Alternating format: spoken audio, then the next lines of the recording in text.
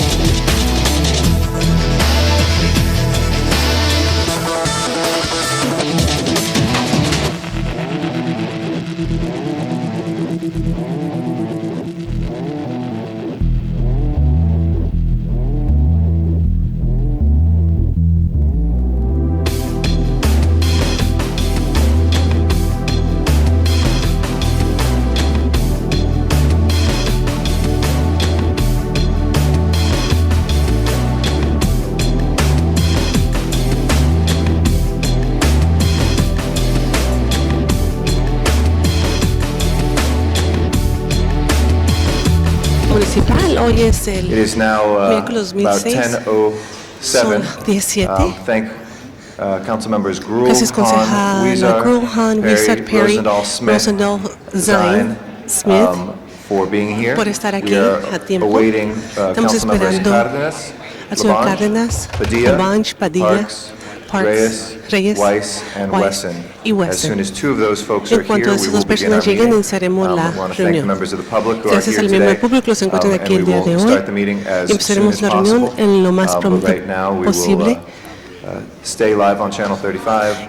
Mientras Mr. tanto Labange is here, estaremos so en we're vivo en el waiting for canal one more. 35. El señor Labange acaba de llegar, And, estamos uno más. Muchas gracias, señor We're Labange. waiting.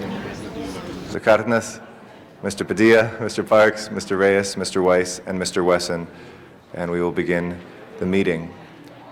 We're also very excited to have in chambers today Mayor Kelly McDowell from the city of El Segundo, and we want to welcome him to chambers. We'll be hearing from him in a moment, but it's always good to have a member of another city here representing our neighbor to the south in El Segundo. Are there any public announcements that folks would like to make at this time? Any announcements, colleagues? Any sort? All right, we have a quorum. If we can please call the roll, Madam Clerk. Cardenas, Gruhl, Hahn, Huizar, Labange, Padilla, Parks, Perry, Reyes, Rosendahl, Smith, Weiss, Wesson, Zine, Garcetti, 10 members present, and a quorum, Mr. President. Okay, first order of business. Approval of the minutes. Mr. Padilla moves and Mr. Huizar seconds. Commendatory resolutions for approval. Mr. Rosendahl moves and Ms. Hahn seconds. Those are approved.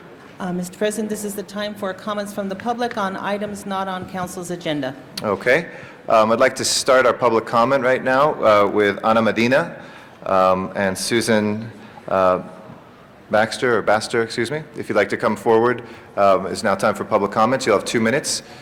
And both of these were from upstairs of the Housing, Community, and Economic Development Committee, so maybe germane to that. But the microphone is yours, and thank you for your patience this morning. Appreciate it. Thank you, Council President Garcetti. My name is Susan Bosler. I represent Valley Village. We're a nonprofit headquartered in Winnetka. We are here this morning to address you in public comment on behalf of our application this year for funding relevant to the CDBG block grant monies. We were not recommended for funding earlier this morning at the Housing and Economic Development Committee. So we'd like to just address our case, let you know the East Valley Adult Day Health Center located in Sunland, Councilman Gruhl's district, is a worthy project. We are the only project serving low-income disabled individuals in the East Valley. Our program, located across from Sunland Park, is at capacity, serving 60 individuals with severely handicapped needs. We'd like to expand that. We've applied to CDBG for funding in the amount of $250,000. The center will also serve clients in Councilmember Cardenas and Councilmember Zines district, because we do bring clients from throughout the valley, primarily focusing on the East Valley. So we are here to petition your support in perhaps reconsidering recommending Valley Village, known in the CDB application as the East Valley Adult Center, serving low income and disabled adults. I'd like to have my Executive Director, Fred Chapa, speak to you for a moment. Okay, Thank you for the very much balance of for the your time? time. Sure. Susan, you neglected to say Councilman Padilla's area also is covered by the program that's in Sunland. This program is not the only one serving developmentally disabled, but it is the only one serving medically fragile developmentally disabled. And while they are adults, their disability leaves them at a child level, functioning under 4 years old, all the way down to months. I hope you Thank will you. consider us when it comes time to review. Thank you, and we will consider that in our deliberations in the committee. Thank you. Is Ana Medina here? Ana Medina? Okay. Rosa Ramirez, Maribel Tlatos, Alberto Tlatoa, Madalena Ortiz, Elisa Aviña, Elias Ortiz, Daniel Salgado, Federico Vargas, Luis Morales, Lydia Morales, Maria Aviña, and Eleazar Lopez from the South Central Farmers. Please, welcome. Good morning, City Council members. My name is Maribel Clatoa, current East Los Angeles students.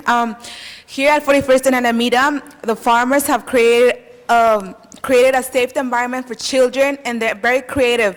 These people here in South LA, what is also known as South Central, known for high crime communities, where kids can't even go around the corner because they're afraid that their lives could be endangered by a drive-by or any type of violence that these communities are exposed to due to the lack of safety. The farmers not only feed their families, but they also take care of the kids on a daily basis. We're asking you, council members, to support the South Central farmers. Thank you. Thank you. Buenos días, yo soy Rosa Ramírez. Pues vinimos a platicar, a decirles que ahí donde estamos, cuando nos repartieron, hemos trabajado mucho nosotros allí. Momento. Good morning, my name is Rosa Ramirez. We're here to talk to you to let you know that the place where we are, we're working very hard there. Hemos trabajado mucho porque cuando entramos a trabajar allí que nos repartieron había unos piedrotes, piedritas, piedrones y piedritas chiquitas, había muchas allí. We have been working very hard at that location. When we first started working there were very big rocks, small rocks, all different sizes rocks that we had to remove.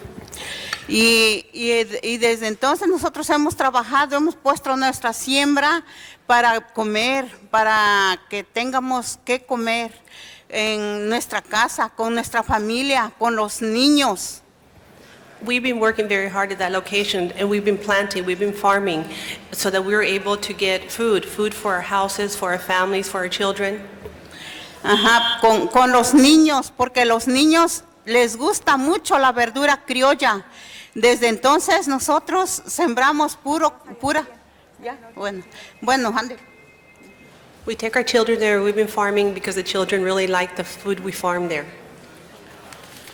Buenos días, señores, muy buenos días.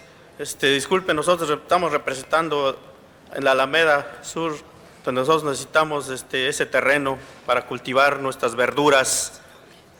Eleazar López para servirle. My name is Eleazar Lopez. We're here representing the Alameda. We really need that place because we are farming there a lot of vegetables.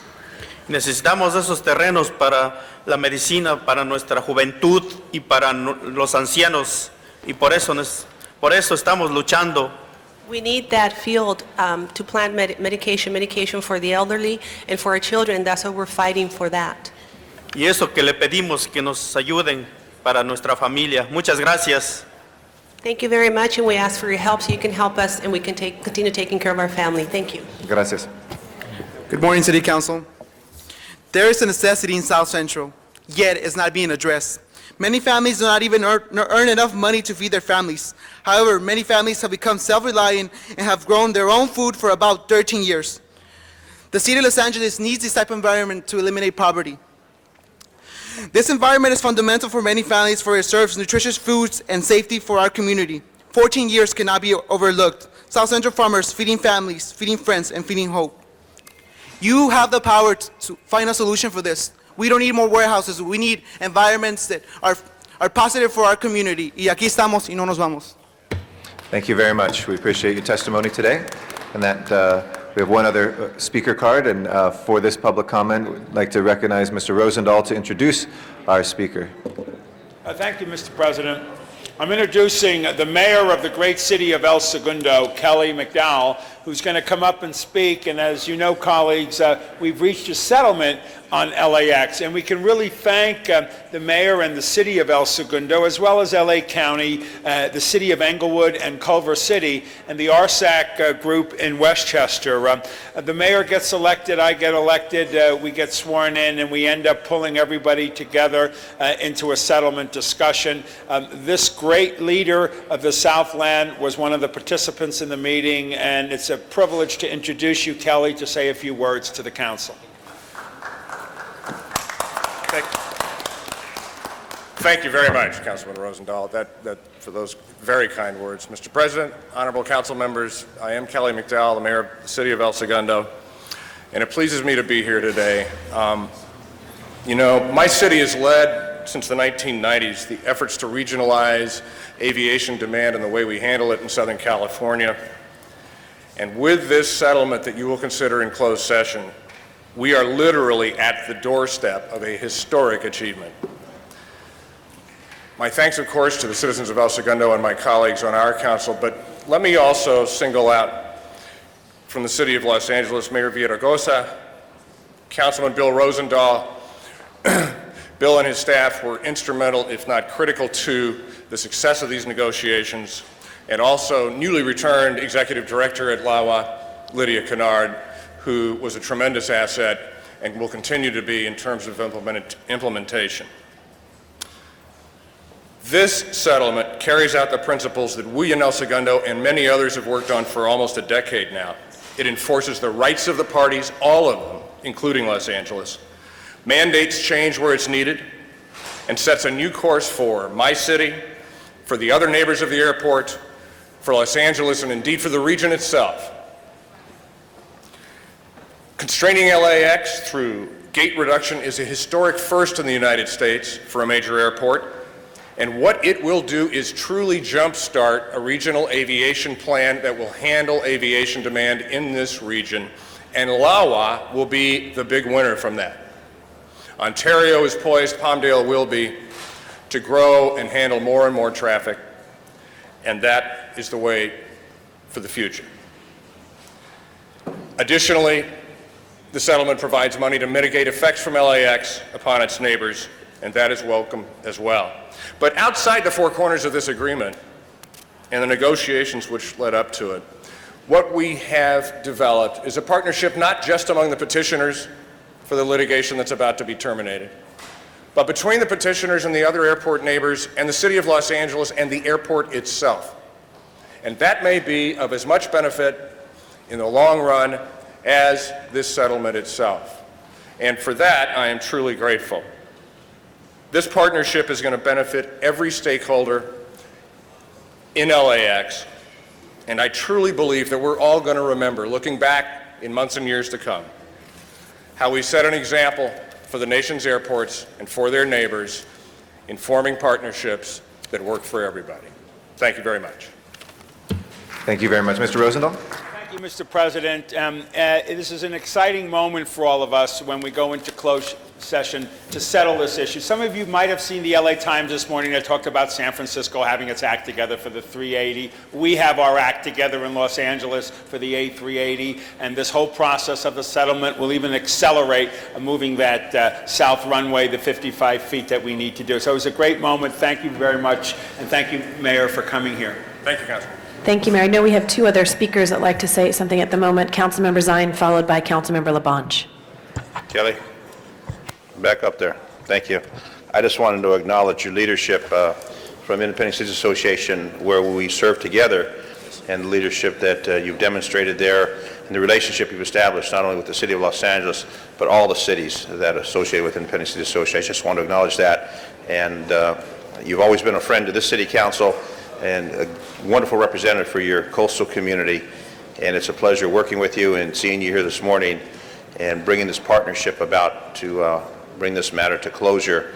I know Bill Rosendahl is very concerned about the impact in his district, which abuts the district of El Segundo in that coastal area. So I just wanted to acknowledge the good work you're doing. And thank you for being here, Bill. Thank you so much, Councilman Zine. Thank you, Kelly. Mr. Labange.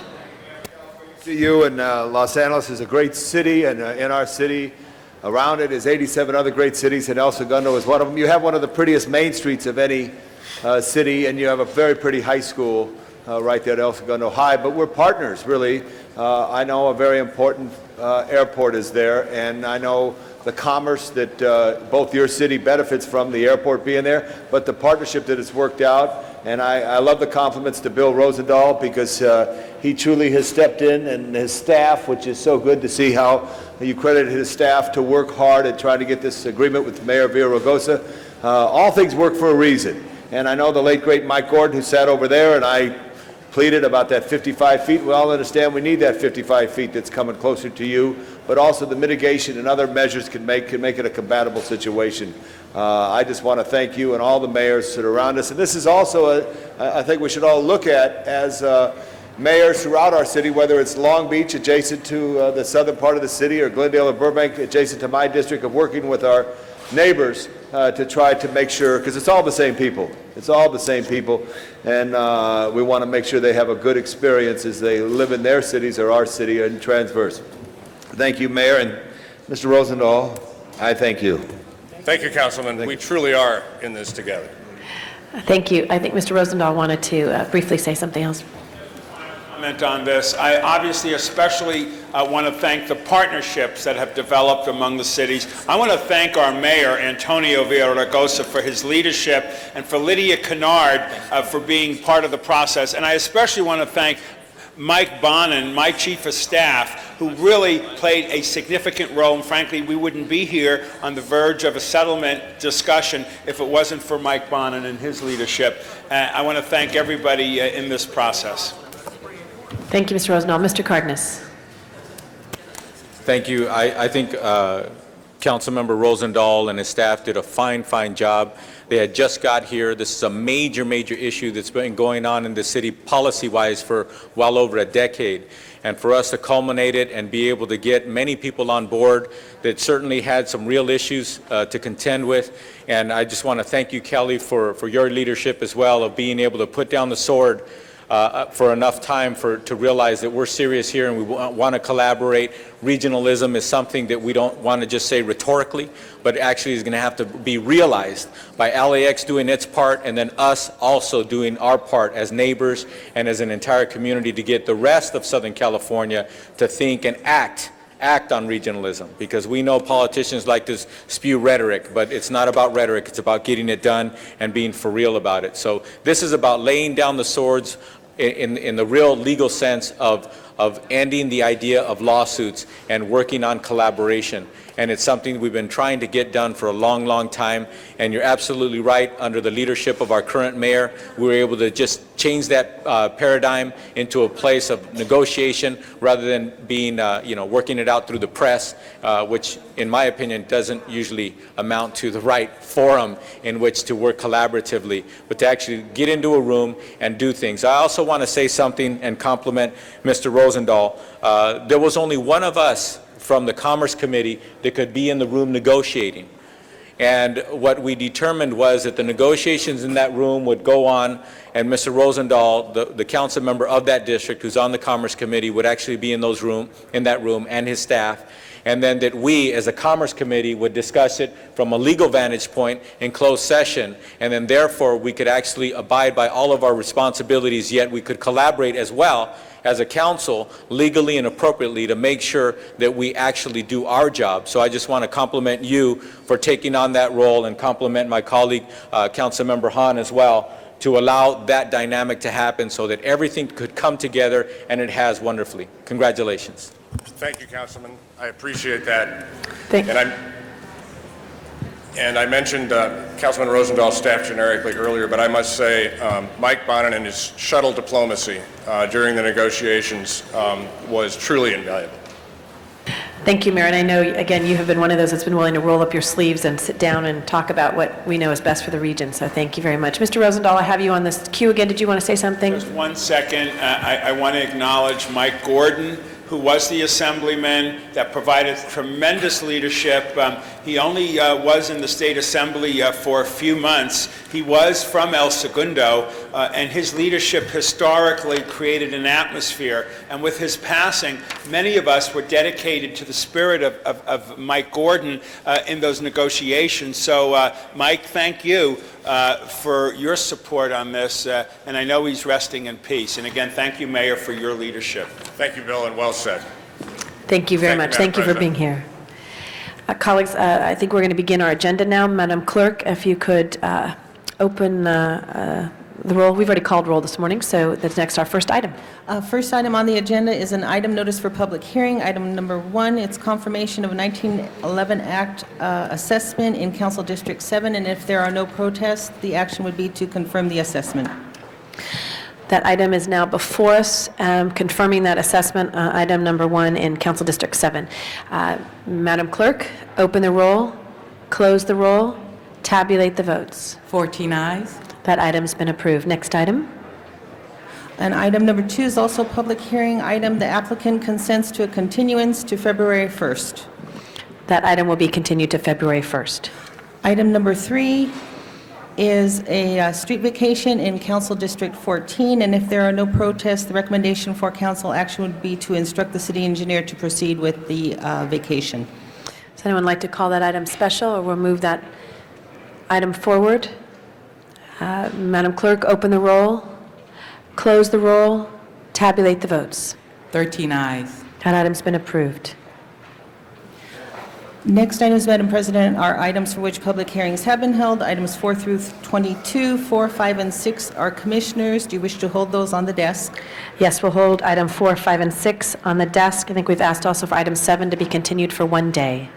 And also on item number 16, that item was scheduled inadvertently, and that should be referred back to Budget and Finance Committee. Referred back to, but actually what we're going to do on that item, Madam Clerk, we talked to Mr. Parks this morning. That item will go forward today. What we will ask is that we come back, the CLA and CA report to report back to both Housing and Community Development as well as the Budget Committee within 30 days. So we will take that item up today, but have it referred back when the reports come in. Colleagues, we're now on items 8 through 22. 8 through 22, specials. Mr. Parks. I'd like to make a motion that we adopt the housing report on 22. There's 2 reports on file. Okay. Mr. Smith. 15, please. 15 called special. Mr. Labange. 21. 21, thank you. Other specials colleagues on these items?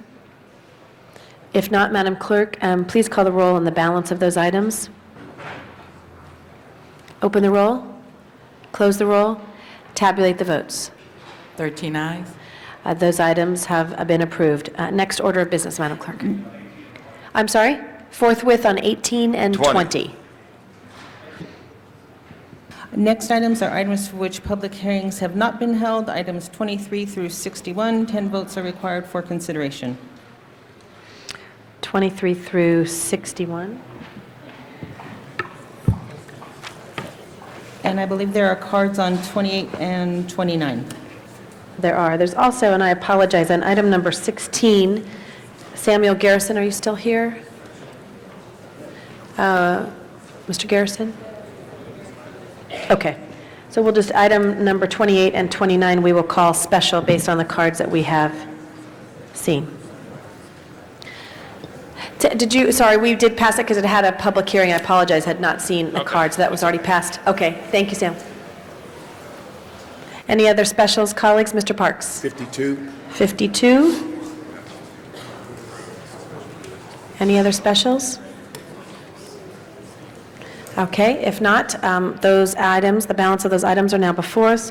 Madam Clerk, open the roll, close the roll, tabulate the votes. 14 ayes. Those items have been approved.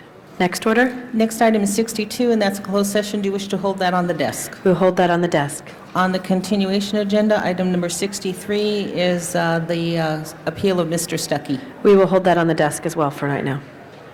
Going back then to the items called special, that would be take council back to the commissioners. The first commissioner before council is item number 4, and that's confirmation of Diana Torres to the Board of LA Convention Center Commissioners. Ms. Torres, are you here with us today? Oh, Yes. yes. Good morning. Good morning. Welcome. Thank you. And you're going to be pointed to the Los Angeles Convention Center. Maybe if you could, colleagues, you could just tell us a little bit about your interest in serving on this board and what you see for the future here. I think LA is a great city. It is perhaps the greatest city in this country. One of the most important parts of a city is its convention center, I believe. You see the New York Convention Center, you see the San Diego Convention Center, and they bring a lot of cachet to the city. And I believe that the LA Convention Center does, and should even more so than it does, bring cachet to LA. Great. Well, thank you. Well, we're pleased at your willingness to serve on this commission. So we'll go ahead with the vote this morning. Madam Clerk, if you could open the roll on this appointment, close the roll, tabulate the votes. 14 ayes. That item's been approved. Congratulations. Look forward to working with you. Thank you. Next item. Next item is item number 5, and that's confirmation of the mayor's appointment of Ms. Geraldine Natz as the executive director of the Harbor Department. Geraldine, maybe before we, because I know we'll have lots of conversations, if we could take item number 6, which is just another commissioner, and then we'll get back to you if that's okay. If we could just go to item number 6. And that's confirmation of Ms. Linda Guthrie to the Housing Authority.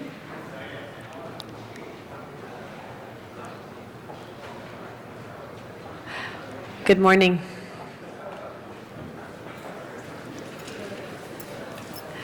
Ms. Guthrie, I'll ask you the same question of your interest to serve on the Housing Authority Commission. Maybe if you could just share a little bit with us today.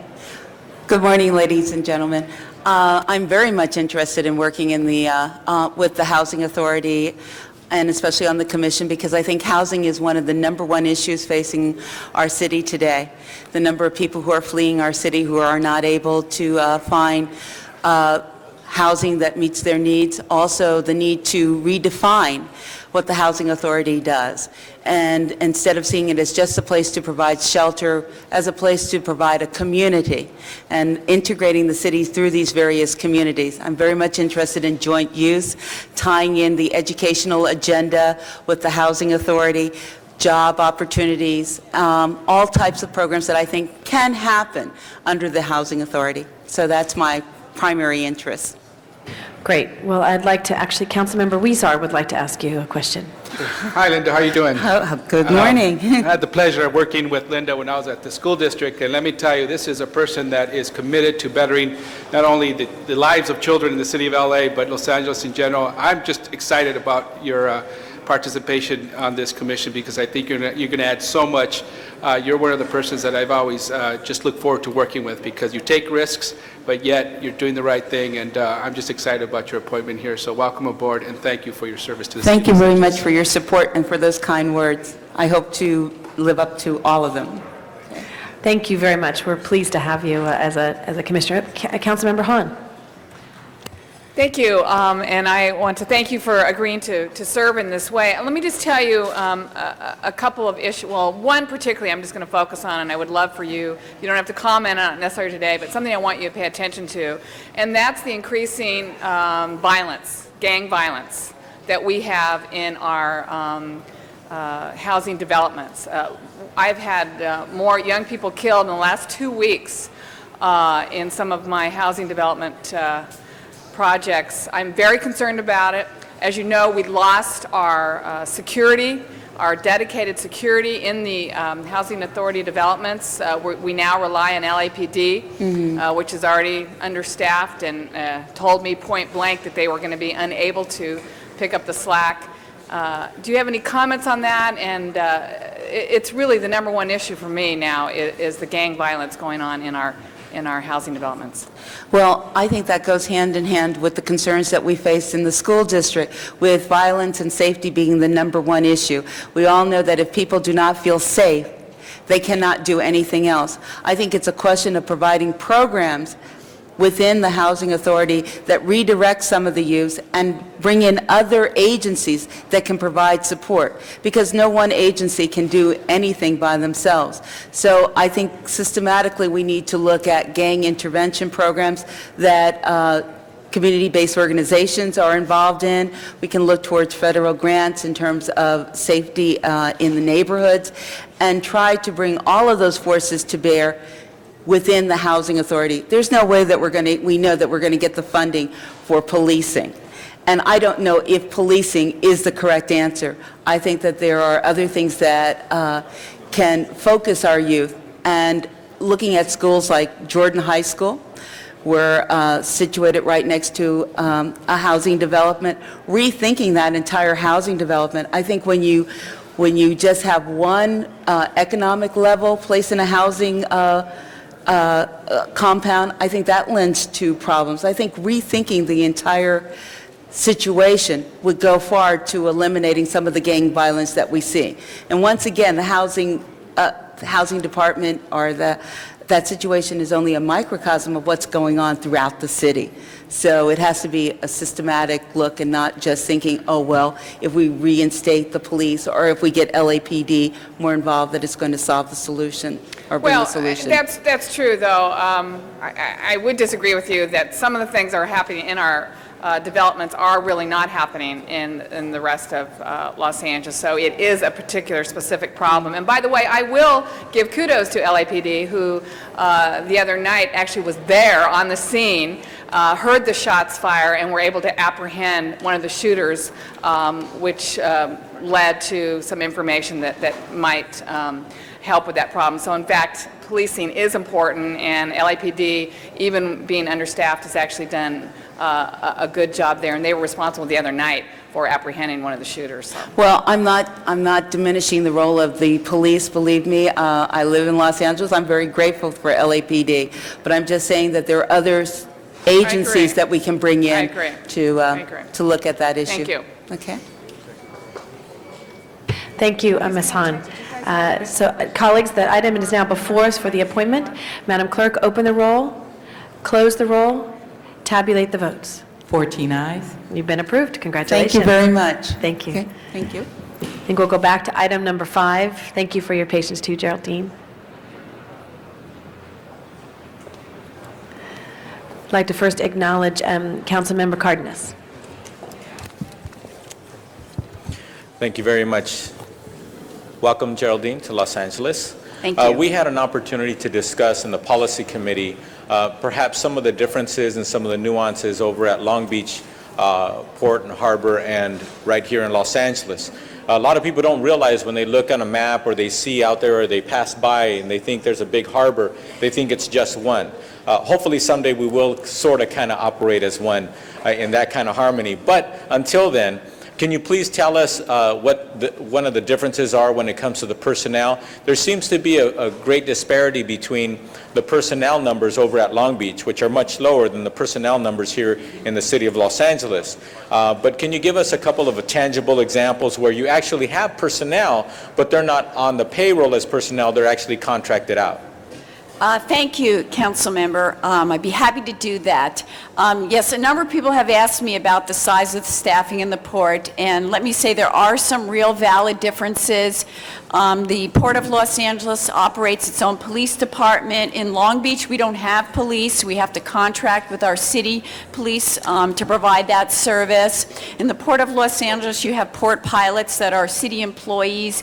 In Long Beach, we contract out with a private pilot service that provides that activity for us. In the Port of Los Angeles, a very large maintenance department, and Long Beach does not, but the Port of Los Angeles does maintenance for the tenants' facilities, and then they charge them for that service.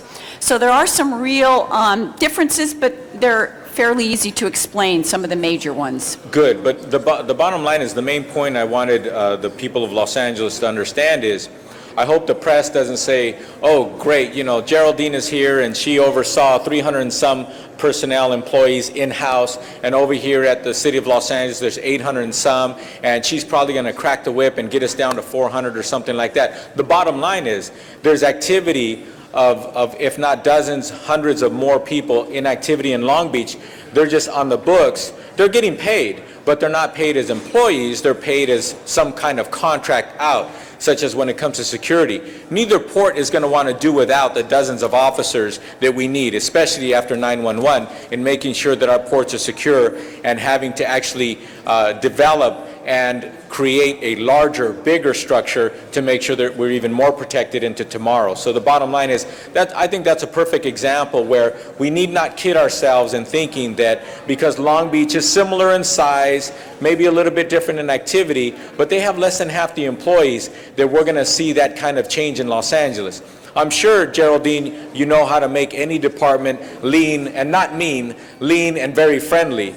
But the bottom line is we have to be real about it and realize that there are many bodies, many activities are going on. It's just that they're doing it slightly different. But the bottom line is those activities are crucial and essential, such as security, correct?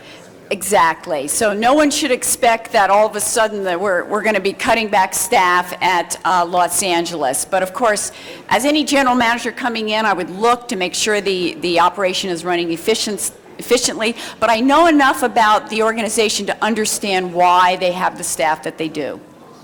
Well, another thing, Geraldine, I always want to support our managers and make sure that they have the tools they need, because the buck stops with you as the head of a department, that you have the tools you need. For example, say if you had an assistant, is it realistic or appropriate that we have a general manager that either have a part-time assistant or not have an assistant to help them with their daily routine? Is it appropriate to have somebody who's very well skilled to be doing the job of maybe putting together an envelope, mailing that out, or what have you? With all due respect, I think that should be delegated to somebody to do that, so you can focus on dealing with some of the biggest companies in the world one-on-one, dealing with the responsibilities that are in the billions of dollars, rather than doing that kind of activity. Exactly. What the councilman is referring to, I happened to mention to him as the number 2 person at Long Beach, I have a third of a secretary. And I think that surprises a number of people, but I do agree with you, yes. Okay, the reason why I wanted to point that out is because I hope that people don't start to look in the details of what's going on in Long Beach and think that we're going to do things exactly the same. They do things very, very well, and that's one of the reasons why you came out on top as a candidate and you're here before us today. But at the same time, there are responsibilities that we need to take seriously. We need to treat you as a professional so that you can do the professional job that you need to do. So congratulations, and I fully support your nomination. Thank you. Thank you. Thank you, Mr. Cardenas. Mr. Rosendahl, followed by Ms. Hahn. I would defer to Ms. Hanford. Well, you're so inspiring that I love to listen to you Then let's go to Ms. Hahn. Ms. Hahn will follow, Mr. Rosendahl will be following that. Now I feel pressure to be inspiring. Thank you, Madam President. And, just on the issue of employees, which I talked about in committee, actually this city council, if you recall, it was Julie Butcher that came to us and asked us to get behind an idea of the Port of Los Angeles hiring entry-level people who could have good-paying jobs, become a part of the city family, and serve as maintenance and gardeners with all the new waterfront development that we're doing. So we actually supported that movement for the port to hire people at an entry level, so we kind of were on board with that. Let me ask you, or give you an opportunity to talk about some things. I feel like I've had a great time getting to know you. Of course, you and I served together on the Alameda Corridor Transportation Authority. You and I have met privately. You've been through my committee, but I would love for my council members to get a sense of how you see things, because I think it's very enlightening and very important. You helped to develop in Long Beach the port's environmental program to move Long Beach towards being a greener facility. Why don't you give us an assessment of how you think the current environmental situation is at the Port of Los Angeles? What do you think we've done right recently in terms of moving us forward to be a greener facility? And how can you use your leadership as executive director to really do what I think the new mayor wants to do, and certainly what I've wanted to do, which is strike a balance between growing the port and making sure that we don't pollute not only the harbor area, but the rest of Los Angeles, Southern California, really, with our pollution. Did you get those? Okay. Hold my time, please. I see making the port a world leader in the environmental area by aggressively greening the operations. What has Los Angeles done right? Well, obviously the involvement of the community in that process. And I have been very involved with our Green Port policy at the Port of Long Beach. What my goal at Los Angeles really is to bring together the agencies and the port so that we can all coalesce on one program to move forward. And that program should have as part of it all of the good work that was done by the No Net Increase Task Force. There's measures in there that the ports are going forward and implementing. We roll that into the process, but we need to have a defined endpoint. We need to have a goal, and my goal is elimination of health risk. I see that as one of the major stumbling blocks to growing the port. We need to grow the port, but we need to tackle the health risk problem. And in a certain sense, we almost need to build our way out of that. So I see it being a effort that involves the carriers cleaning the ships, the railroads cleaning their locomotives, the port kind of taking on the trucking issue and green trucks, and the terminal operators working on their equipment. And we've got to use our leverage to be able to bring that about. Let me follow up on what you said about one of the good things we've done is try to involve the community. I think there's been an incredible cultural shift in terms of how the port interacts with the community in Wilmington and San Pedro. How can you use your leadership to ensure that the community not only stays involved, but really is a credible voice in advising the Port of Los Angeles in how we move forward? Community involvement can make a great project or a good project a really great project, or a good program a great program. I intend to continue that. Actually, I've been excited about the fact that some of the community members have reached out to me already on their own, and I was very pleased to see that. In fact, I have some that want to come over and help me move my boxes over to Los Angeles. So I've already been engaged with some of these people, and I intend to continue that. They have a great role. Long Beach was a little bit different. We had the river isolating us from the port. We don't have that. The community is right there, and they need to be a big part of the picture. Let me say, one of the things we've got criticized before has been our leasing policy. And certainly our controller did a scathing audit in terms of our leasing policy. Where are you in terms of reviewing that leasing policy? But more importantly, when can we expect a good, solid, fair, transparent leasing policy to be implemented at the Port of Los Angeles? I have been working on that over the Christmas vacation and my evenings, and have gone through it several times. My expectation is that will be on the my first board agenda in the first meeting in February. I also have already arranged a meeting with Controller Chick for my first week on the job, so I can review with her some of the changes that have been made in the leasing policy, and hopefully we can go forward. And in my final seconds, port security is another big, big issue for me, particularly because the communities adjacent to the port, I think, are vulnerable if something were to happen.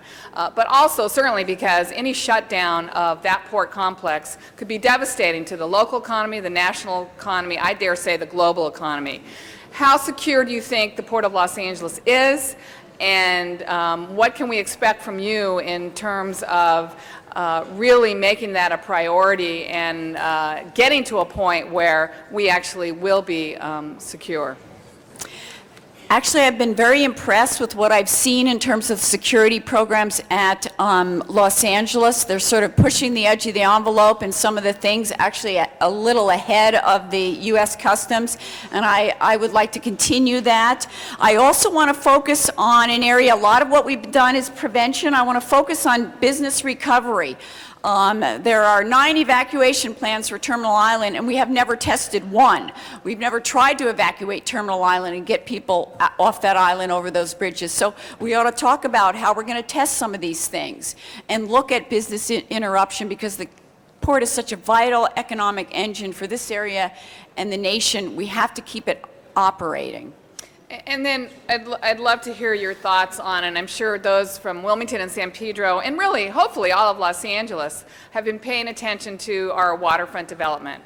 We really believe that the Port of Los Angeles is many things, but it's also a fabulous opportunity to be a recreational destination for not only the community, but all of Los Angeles and people who come into Los Angeles.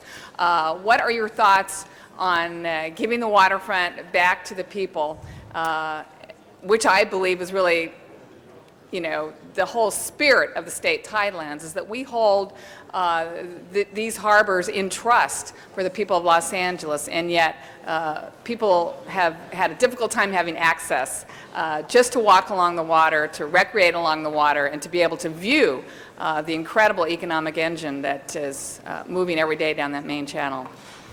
I think the San Pedro waterfront development, the Bridge to Breakwater plan, has got some fabulous things in it. I think what the previous board did in giving that Wilmington, that property back to the community, was also a great move. I have my eyes set on the year 2011, the 100th anniversary of the Port of Los Angeles, and to me, that's only 5 years out. Everything's got to be done. The waterfront improvements have to be in. Health risk issue has to be done. That's my goal. We're going to have a big celebration. It's all going to be done.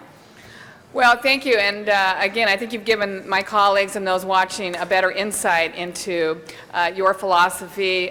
You have a huge job ahead of you, but I think you're going to find a tremendous amount of support really from the City Council and from the community, because if what you say is true, I think you really will be able to finally strike that balance between growth and the quality of life for those who live close to that megaport. Thank you. Congratulations. Thank you, Ms. Hahn. Mr. Rosendahl. Thank you, Mr. President. As you can see, speaking after Janice Hahn is always a good thing for me to do. But for those who don't know, the Commerce Committee has the harbor, has LAX, and now in the reorganization, those will be the 2 major departments. I have the airport in my district. Janice Hahn has the harbor in her district, so her knowledge obviously is far greater than mine. First, congratulations. Thank you, Councilman. We're happy to have you do this. David Friedman was an amazing pick by our mayor, and you are an amazing pick by our mayor, and I'm very grateful for that. Tell me what you saw in Long Beach that sets you up for taking on what we're doing here in our harbor. One of the things I think that you know, my experience in Long Beach, not only on the development side, but also on the leasing side and the interaction with the customers, was key. I hope to bring some of the customer service-oriented aspects of what we did at Long Beach to Los Angeles. I want to focus on improving the business relationships with the customers. That sounds fabulous. When you talk about customer, explain a little bit more what you mean. Well, I mean, even simple things like responding to people's letters, sometimes you hear a letter gets mailed in and they never get a response for months and months. And so I'm just, I'm like, you get a letter from somebody, you respond within a week, at least something. You let them know you got the letter and you're going to deal with it. It may not be the highest priority, but you interact with the customers in that way. Sounds good to me. Health risk, you brought that up. You dealt with health aspects in other parts of your life. Explain that. Yes. There is a threshold for cancer risk that has been set by the Air Quality Management District, and every port development project has to go through an analysis to see if we're below that level. And what we've been finding is that nearly every proposed project is above that level. So part of the strategy in reducing health risk is you do an analysis. Okay, what do we have to do to this terminal operation to get below that cancer burden level? And in a lot of cases, it's, the ships have to be plugged into shoreside power. We've got to have the hybrid locomotives coming in. We've got to have clean trucks. Basically, you have to do all of those things to get below that health risk. And it sounds sort of mind-boggling to people maybe not that familiar with the port operation and the fact that sort of every decade the ports have to do something really phenomenal in order to continue their expansion and growth. I sort of see it part of the natural evolution of what we have to do down there at the port. And you're president of an international organization. Explain that. I'm actually on the executive committee. I'm not president of, this is the International Association of Ports and Harbors, and they finally decided to create an international environmental committee, and they have asked me to chair that committee. So I hope to try and spread the green port message internationally. And I think if the ports get together, if the big ports decided, hey, the ships have to use this kind of fuel, we don't need to wait for an international treaty. We can decide ourselves. We have enough clout that we can drive the fuel market. So when you say that, basically if the ports get together, they can demand the shipping organizations to go to clean fuel, to go to ironing by sticking in the plug, and we can do a dramatic shift in the pollution. Exactly. 24/7. Can we get rails there so we don't have to take these trucks on the 710 and get everything on rail out of there?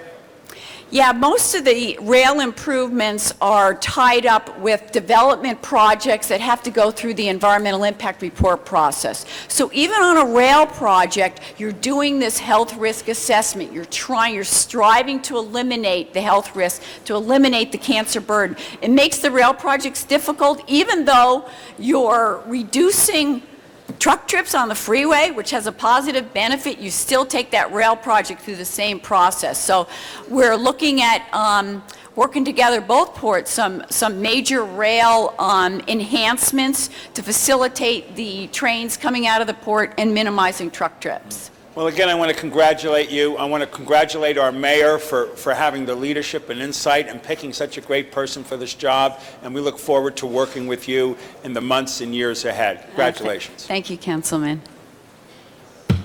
Thank you, Councilmember Gruhl. Thank you, Mr. Zine. Pleased to have you here today. And unlike Mr. Rosendahl said he likes going after Ms. Hahn, I always think it's hard to go after Ms. Hahn because she's so articulate about the issues and knows them in her. She inspires you, okay. She inspires me too in that way. But I know she asked a lot of the questions, but Ms. Hahn and I served on audits and government efficiency together during a time which we were reviewing the audit by the controller of the Harbor Department. And we actually held a hearing down at the harbor with many community members participating. It was probably not one of our shining moments as far as the Harbor Department's responses to some of the questions raised by the controller. And one specifically was on leases. And I know that the leasing policy, as Ms. Hahn discussed, has been changed, and some of the recommendations that was made by the controller have actually been implemented. Because before, the attitude which we've seen at some of our other city departments previously was if you, everyone who needed to know knew about what lease was available. And that, for us, was not an open and transparent process. I think that's very critically important, and look forward to, as you become the new manager there of the port, that you understand the importance of that transparency, not only for Ms. Han's constituents who live in that area, but I think the city as a whole, as well as anyone who is interested in doing business with the city of Los Angeles. That is a key point that we want to drive home. The second part of it, putting my transportation hat on, which you and I briefly spoke about this morning, was the movement of goods and services. And through the leadership of Ms. Han and the legislature and so forth, the Pier Pass has really made a big difference, and yet they reached their capacity. I mean, you almost talk about some of our Orange Line in the San Fernando Valley. Everyone thought it really wouldn't work and it would take a long time. Well, in fact, it was the right thing to do, but we still have to do more. And I think it's talking about whether it be the rail yards or other effective ways in which we can look at the movement of goods and services. Ms. Han has very articulately in the past indicated how important this port is to the rest of the country. And yet, we also can't any longer be in a position of saying, well, we're Los Angeles, of course you will come here. We have to compete. So just if you could, and I'm almost done with my time, maybe just respond to the couple of items I brought up, both the leasing policy and transparency, as well as the movement of goods and services. Yes, and on the leasing policy, I think that the revised leasing policy does address those issues, and I know there was a follow-up review by an auditing firm to look at that, and I think pretty much they have been addressed. So we're just sort of fine-tuning some of the process steps, and actually I've been trying to incorporate some really language that deals with some of the environmental issues, as well as some of the rate of return and those types of things. So I hope you'll be pleased with that when it's put together. On goods movement, I see this as a real area where the two ports need to work together. Obviously, my relationships at Long Beach, I think, will help bring the two ports together more now than ever before. We've already been talking about things that we can do together. The governor's got his goods movement plan, and that's a piece of it, but I think we're going to enhance our ability to get funding from the state or the federal government by basically coming up with something on our own, too. And so there's some discussions ongoing on how we might be able to facilitate that and generate the revenue and finance some of these infrastructure projects. Great. Well, I just look forward to us having an opportunity to discuss some of these issues further, and hope you'll review the controller's report that was done, and again, the leasing policy I know has come forward and made those changes. It's sometimes we want to make sure that there is an attitude adjustment in general about, in a lot of our departments who have done things the same way for a very long time, and we live in a different world today than we did even a few years ago. So look forward to working with you in your new role. Thank you. Thank you. Our last speaker is Mr. LaBonge. Thank you very much, Dr. Nats. Congratulations and good to visit with you. 3 things built Los Angeles. I'm holding one of them, water. You're going to be leader of the next one, the port. And the last one is the airports. Had San Diego built an airport, and had San Diego built a port, and had San Diego had Mulholland as an immigrant, it would have got the water. But it didn't. We got it. Now, you're going to lead that, which is so important, and I appreciate that. I do want to give you a little advice. I used to work for the cowboy down there, so make sure you keep Mr. Freeman straight and focused. He's a tremendous asset in the way he works. But the real asset, and I want to say this, is my colleague Janice Hahn. Janice Hahn first started talking about these challenges of the port when I first got here and first started talking about it. And all of a sudden it becomes the focus. The Port of Los Angeles is the largest pollution, which is a horrible tag to have, but it's also the greatest economic engine, not just for Los Angeles and Southern California, but for the West. Focus on those environmental things and take leads from Janice, who has worked very hard and closely. Her talking about coming back to the port is so important, because I grew up in this town, and as a family, a big family, we piled in the car, and if we couldn't go to Griffith Park, which we always did, we drive to San Pedro and to take the ferry over to the island there, Terminal Island, and to experience that before the bridge. But that boardwalk is so important and bringing it back. And the trolley that is in San Pedro, the red car, that Port of Los Angeles should be credited greatly for that. I just really think it's important. You're bringing people back. What you redo at the ports of call is so important. Bring people to the water, because that's what brought people to Los Angeles is water. So I just wanted to ask you that point, and I want your vision on tourism, because I know there's a key aspect between the airport and the Port of Los Angeles, because I talk to people all over this place. And I say, where are you from? And they tell me from Utah. We flew in, we're going to Disneyland, and we're going on a cruise out of San Pedro. What's your vision on the port terminal for passenger? Well, there is a cruise terminal now, and I understand there's another one that has been proposed. The staff is doing a financial analysis of the viability of being able to support an additional cruise terminal.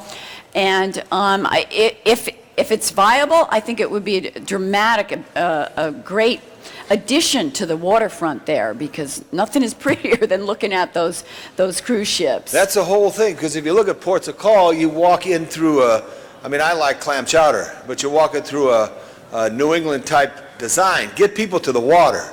And it is fascinating to see a ship with containers come through and take a family to experience that. But also I want to see the port do, which I know Ms. Hahn was instrumental in starting, engage with relationships with our community colleges and our high schools about jobs at the port. So young men and women can get jobs at the port. It's very key. And lastly, I remember when Tom Bradley first talked about Pier 400 and all that which is taking place out there. And the coal train, I remember used to come down from Utah. You ever been to Helper, Utah? There's a big guy, a big statue in Helper, Utah, standing right there, and that's where all the coal would come out of Utah to go all the way to San Pedro every day, Union Pacific. And it stopped coming because it transformed that area, what is there. But those issues are very important because we're connected to those states and those regions of the country. But on Pier 400, an issue I have is light pollution. I represent the observatory, this great observatory, which will be open later in the year. The light that sometimes goes from the terminal docks go up in the air. To put shields on them to deaden the light pollution so you could see the stars and the beautiful sky, I think would be helpful. And thank you for lighting the St. Vincent Thomas Bridge. I call it that because Bobby De Niro did it in one of his movies, but I know it's the Vincent Thomas Bridge. But that is a wonderful bridge. Our longest bridge in the city of Los Angeles is? The longest bridge? Yes. This is a set-up question. This is a test? The bridge to the 21st century. Oops. Vincent Thomas Bridge. Oh. Okay. Thank you. Thank you, Mr. Okay, Lebon. Thank you, Dr. Nats. Look forward to working with you and meeting with you on issues. Thank you. Thank you very much. That completes any of the folks wishing to ask you questions. I also want to say that I'm very pleased to sit down and talk with you and very much looking forward to working with you as well. So with that, if you can please prepare the roll, Madam Clerk, and tabulate the vote. 14 ayes. Congratulations, you are confirmed. Welcome aboard. Thank you. Thank you, Absolutely. Mr. President, members of the council. Thank you. If we can reconsider item number 17, please. We now have information circulated that we need. Please open the roll and reconsideration, close the roll, and tabulate the vote. 14 ayes. Okay, and if we can consider that with it's a report, Madam Clerk? Yes, it is, Mr. Okay. President. Okay, with the report that's been circulated, please prepare the roll and tabulate the vote. 14 ayes. That is approved. And item 22, can we order that go forthwith if it hasn't already? And let's take up the next item. Next item, Mr. President, is item number 15, and that was called special by Councilmember Smith. Oh, and just before that, Mr. Smith, I'm sorry, we had one public comment card that came in a tiny bit late from the president of our Board of Public Works, Cynthia Ruiz, if you'd like to give your public comment real quick, and then we'll get to Mr. Smith, item 15 next. Good morning, Council President Garcetti and morning. distinguished council members. My name is Cynthia Reese. I'm President of the Board of Public Works. I'm joined by my colleagues, Commissioner Daniels, Commissioner Fuentes, and Commissioner Sickler, and we're very proud to be here this morning to announce that we're having the kickoff of Public Works Centennial. Public Works has been serving the city of Los Angeles for the past 100 years, and for our beginning activity, we're going to have a bridge display of some old photos Our employees have contributed about 2,700 old photos showing the progress that Public Works has made over the last 100 years. So we invite each and every one of you, and also our viewers at home, to come down to City Hall and the bridge between City Hall and City Hall East to look at this display. Over the next year, we're going to be having a lot of different celebrations to commemorate our 100-year anniversary, and we just wanted to come by and invite the City Council and all the viewers at home to take a look at our old photos, and thank you very much for your time. Thank you, we appreciate it, and Mr. Labange wanted to comment on that, Mr. Smith as well. Mr. Labange? Mr. Smith, Chair, you can start first. Go ahead, Mr. Smith. I'm probably going to say the same thing as Mr. Labange, and that is it's been a great pleasure working with this board, but the department. We have some really great thinkers in that department, great workers in that department, and it's time. I'm getting them ready for the changeover here next month, where the new chairman, Mr. Rosendahl, will be a great chairman of the committee. But this is a wonderful thing that we're doing this year, and I've already told the department that I'll do whatever we can to make sure that we celebrate properly 100 years of just incredible accomplishment. You look at some of the things that this department has done, Hyperion and the work on our roads and the awards we've won and the great employees we have out there, street lighting, just so many great people out there every day doing those things that matter most to the people of City LA, and that's the quality of life issues. And you guys are a great board, but more importantly, you have a great bunch of people working for you. And I just hope that all the city council members will join in this year and participate in the events that are going to be coming out of the board as we celebrate 100 years of public service and public works in the city of LA. And thank you for your leadership. Thank you. Thank you, Mr. Smith. Mr. Labange and Mr. Rosendahl for brief comments as well. Mr. Rosendahl, incoming chair. Well, first I want to say great. Okay? That's been an expression that I've been using since I came to the council, and I want to share that with Greg Smith. You know, we do committee chairs and we move around, and the politics of the city goes forward in a great way. I am now chair of Public Works. Tom Labange is now vice chair, and Greg Smith is a member.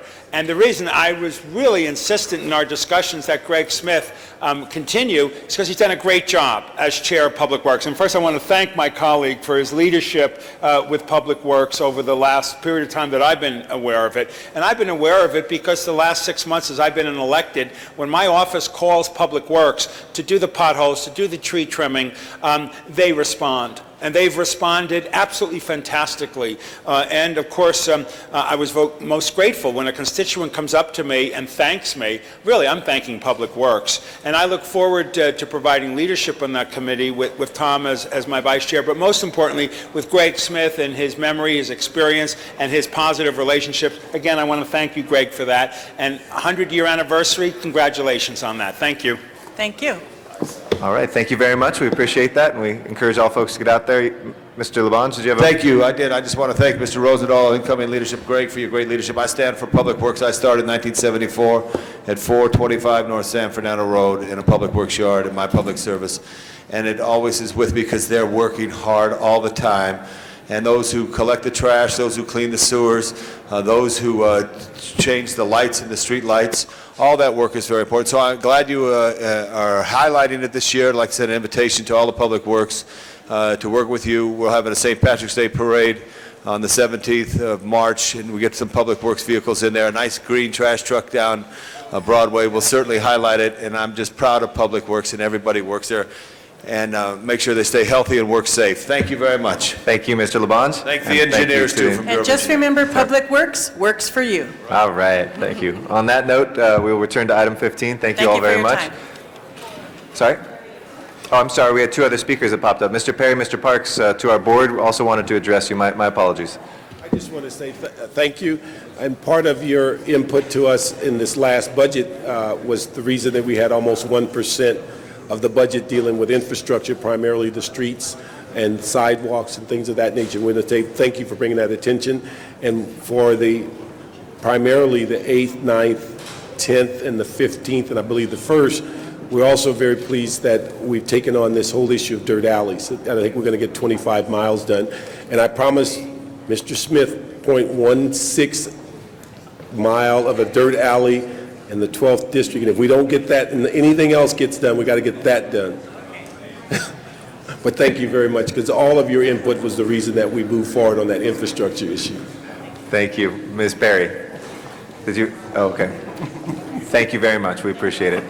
We will return to item number 15 now, and that was called special by Mr. Smith on item number 15. Mr. Smith. Yeah, thank you. And I need to ask some questions, first of all. And the reason is, as I looked at the book today, there's no report attached. And I have a long history with that project over there. I have some questions about what we're doing there. Do we have a report, Madam Clerk, that we could, we want to hold it on the table for a second and see if we can get the report, or would you rather? Is there a report on it? Because there's nothing in the book, and my staff asked. We did have a report in committee. Yeah, there is a committee report, but we'll get that for you. Well, what the project is, or just, because all it's here is a summary Okay, statement. We'll hold that on the desk so that Okay, Councilmember thank you. Let's hold that on the desk, and then we'll move forward to that. Okay, great. Next, take up item number 21. And that was called special by Councilmember Labange. Okay. Under council protocol, we'll start with the chair of the committee, Ms. Gruhl, and then we'll go to Mr. Labange. Thank you. Mr. Labange and I had talked about calling it special earlier today. I'm sorry, Ms. Gruhl, can I just interrupt for one quick second? Colleagues, that may come up a couple times just in reading the council rules. The council chair, the maker of the motion, and then the person who calls it special in that order can open up with 6 minutes. One of them gets 6 minutes, and then it goes in order after that. So just wanted to let folks know when we have conflicting people who want to start, that's the protocol I'll be using. Ms. Gruhl. Thank you. When Eric was sharing that with me, I said, wow, I don't think the 6 minutes, well, we all don't have to take 6 minutes. Yes, that's right. And I will try not to take 6 minutes. Colleagues, we have before you today the peer review panel report that the mayor convened with a number of experts in the field to look at the Wilshire corridor and the potential for, I think, seeing that we could have a subway and to deal with some of the methane gas issues that had been prevalent some 20 years ago. Is that accurate? About 20 years ago. We all know, and I submitted a motion with some of my colleagues to support Congressman, was it 30 years ago? No. 85. Yeah, but the methane was not until 1985. Okay. But this was particularly for the drilling and addressing some of the methane issues that had been brought up about 20 years ago.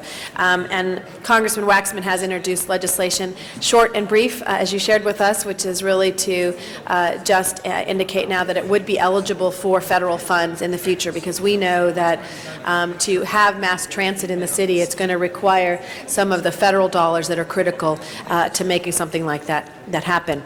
We had a presentation in committee about kind of the level of review that they had in the peer review and some of the individuals, and then talked about as well, we had a presentation from our Bureau of Engineering that indicated that they had done some recent drilling to put in some sewers that were parallel to Wilshire Boulevard, and were able to very successfully address any potential issues.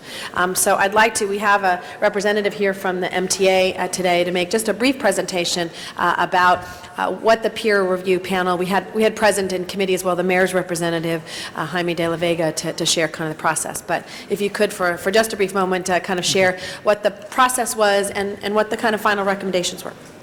Yes, I'd be happy to. My name is Rick Thorpe. I'm head of construction for MTA. Yes, back in 1985, Congressman Waxman introduced legislation that prohibited the use of federal funds on tunneling along Wilshire Boulevard as a result of an explosion at Ross Dress for Less. Technology has come a long ways in the last 20 years, and we now have new tunnel boring techniques and methods that allow for those type of tunnels to be constructed. As a result of Councilman Labange's request when he was an MTA board member, asking MTA to see if they could look into whether the congressman would reconsider. The congressman said yes, he would reconsider, but only if an independent panel concluded that it was safe.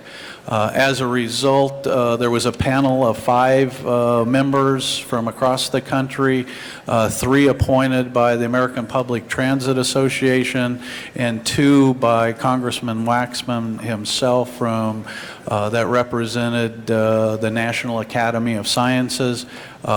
Truly a blue ribbon panel on experts on whether tunneling can be done successfully within gas-impacted soils, as in methane or hydrogen sulfide.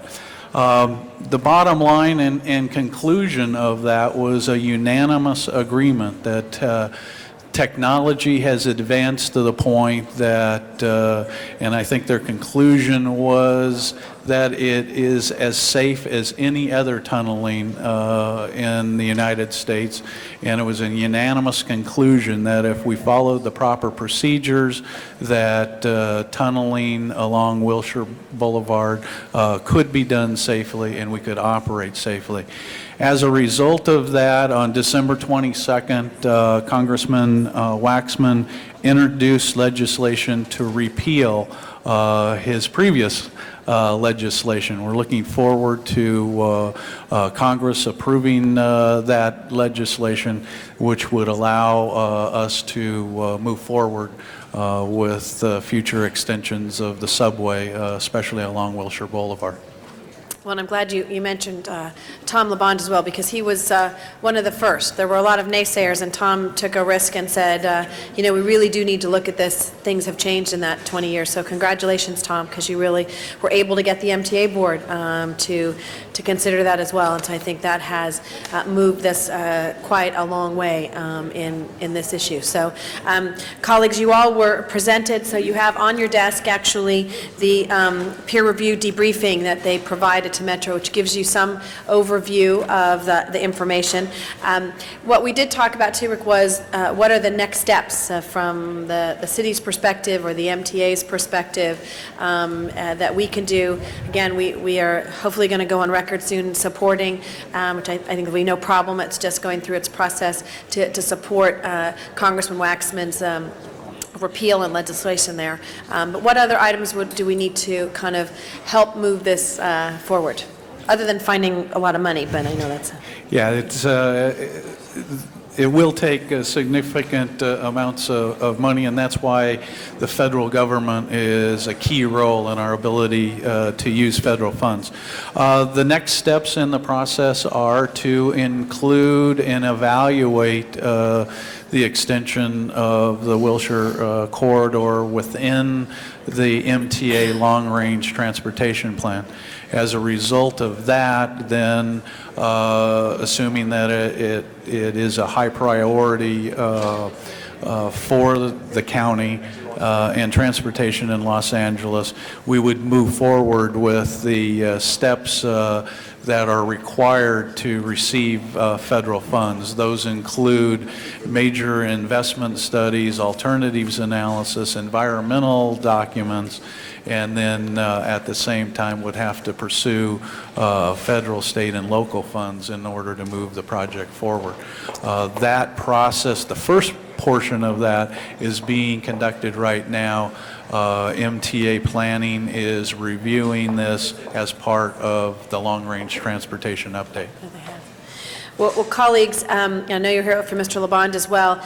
This is an issue that will be coming back to us at many times. We hope before also to get some updates in the Transportation Committee because we know that this is critical to really our kind of gridlock that we're seeing on the west side going to downtown and vice versa.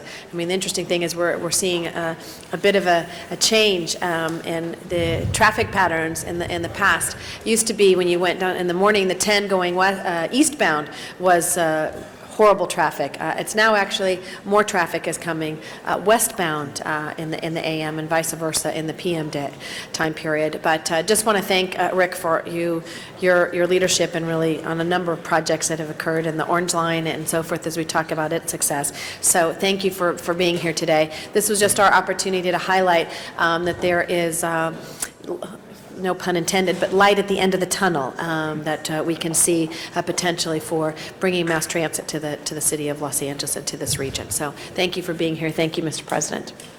Thank you very much. Our next speaker is Mr. Labange, to be followed by Mr. Rosendahl. Mr. Garcetti, Ms. Gruhl, you talked about that pun, lighting in the tunnel. When Tom Bradley got elected, he said, I'm going to have transit going in 18 months.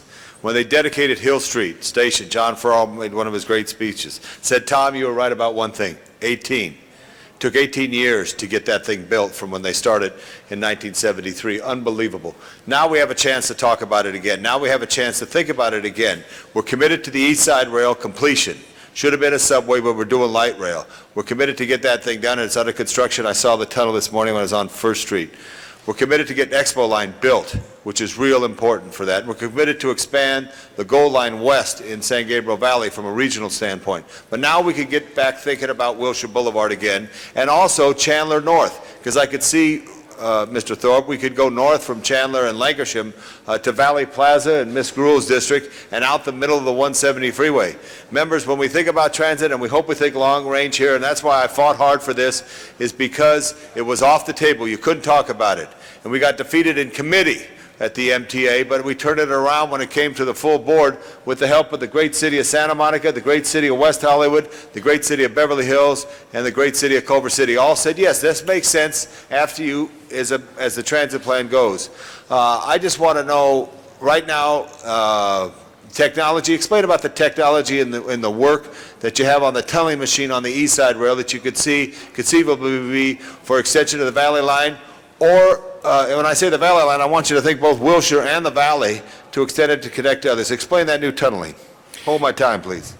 Yes, 20 years ago, we used what we called open shale tunnel boring methods, which exposed the workers directly to the soil and any gases in that soil. Today's technologies, we use closed-faced tunnel boring machines. Two types in particular. One, a earth pressure balance machine, which is what we're using on the East Side project, and the second one is a slurry shield machine, which was what we would utilize in the Wilshire corridor. Both of them new technologies that completely enclose the workers and separate them from any gases or any materials that could be toxic. And it's mined out a little differently, correct? It is in the two different, one, the material comes out behind the machine, as in the case of the East Side project. In the case of what we would do on the Wilshire project, the material is removed to the surface in closed containers and then can be moved off-site to a safe location where it can be processed. The methane could be released, the hydrogen sulfide can be neutralized. So it's even a safer method than what we're utilizing on the East Side project. Mr. Thorpe, I want to thank you. I want to thank Art Henry, who worked so hard for the MTA, and also Dr. Eisenstadt, who is a world-renowned tunneler. Members, think to the future here. Even the West Side, I could one day see in some type of southern leg, going off Wilshire, down La Cienega, over the hill, into get people out of their cars and into LAX, because it's all about getting people out of their cars and getting them in transit. It's so important. Just want to thank the staff for this. Ms. Gruhl, thank you for drafting the motion to co-sponsor this to get Congressman Waxman. I want to thank Congressman Waxman. It was a very stormy season prior to the methane explosion at the then Farmers Market area there where the Gilmore Bank was and the Ross Dress for Less, why they call it Ross store now, is that where there's the Don Anthony burn-off methane pipe. God bless Don Anthony, a wonderful fire chief, retired deputy fire chief for Los Angeles, who was the expert there. But there was heavy rains that pushed the soils. The year before, we just excavated Pan Pacific Park to make a bowl there for flood control. All these factors bit into this thing, and now, many years later, we focus on what is below the surface of Wilshire Boulevard and how you could deal with it, and this peer group certainly is to be commended for it. Please thank Roger Snowball, who came up with the idea about a peer review when we were talking on the MTA board. And I also want to thank both mayors, Mayor Hahn, who put me on the board, and Mayor Villaraigosa, who's continuing to champion this cause here, which is so important. Because, members, if we don't think to the future, and this is why when the governor talks about this bond issue that's flowing, there should be money for high-speed rail, there should be money for this type of rail. We got to get people out of cars, ourselves included, to use public transit. In today's paper, I believe there's a story that since the Katrina disaster, that public transit has arisen by several percent because the cost of gasoline throughout the country. That we got to provide for mobility, because it's all about mobility. So I just wanted to thank absolutely everybody who's been involved in this, and we just push onward, and maybe in less than 18 years we could see something done. God bless the memory of Tom Bradley, and John Farrar, but that was absolutely classic. 18 months I'm going to do something. It took 18 years. Let's not be about that. Let's move forward and try to get something done. Thank you so much, everyone involved. Thank you very much, Mr. Labange, for those comments. And our next speaker is Mr. Rosendahl. Thank you, Mr. President. Thank you, Tom Labange, on MTA, where you took leadership on that group and provided it to us so we could be here today. Thank you, thank you, thank you, thank you. And I want to thank Wendy Gruhl for the insight and actual leadership, which is fantastic with that motion to move this forward. Now let me ask you a couple of questions. Do you know the route for the Red Line subway? The route that we're initially looking at would continue pretty much what was planned initially from Wilshire Western along Wilshire Boulevard to Fairfax. Beyond that, I think we need to do additional studies and look at the proper alignments, but I think that one's pretty well set. Okay, I want to make sure that you hold public hearings that bring in West Hollywood, Beverly Hills, Santa Monica on this particular thing. As Mr. Labange was saying, with Culver City and Santa Monica, Beverly Hills and West Hollywood, there was momentum. I'm now a member of the COG, representing the city of Los Angeles with those other 4 cities. So the 5 of us cities in the gridlock of the nation on the west side of Los Angeles are cooperating and working together. So I want to see, because I've heard from West Hollywood and Beverly Hills some desires for certain ways in which it should go. Let's vet this in the community. Let's get the community involved. Secondly, how much money is it going to cost to get it to the beach, and how long will it take? You know, we really haven't taken a close look. We're estimating probably close to $1 billion just to get from... $1 billion? Wilshire Western to Fairfax. So getting all that way to the ocean, I would imagine it would have to be broken up into various segments, but those will be subject to future studies and, of course, a lot of input from the community. What's your sense of a time frame? It's all really going to depend a lot on funding. It is a significant And how would you propose cost. we get the funding?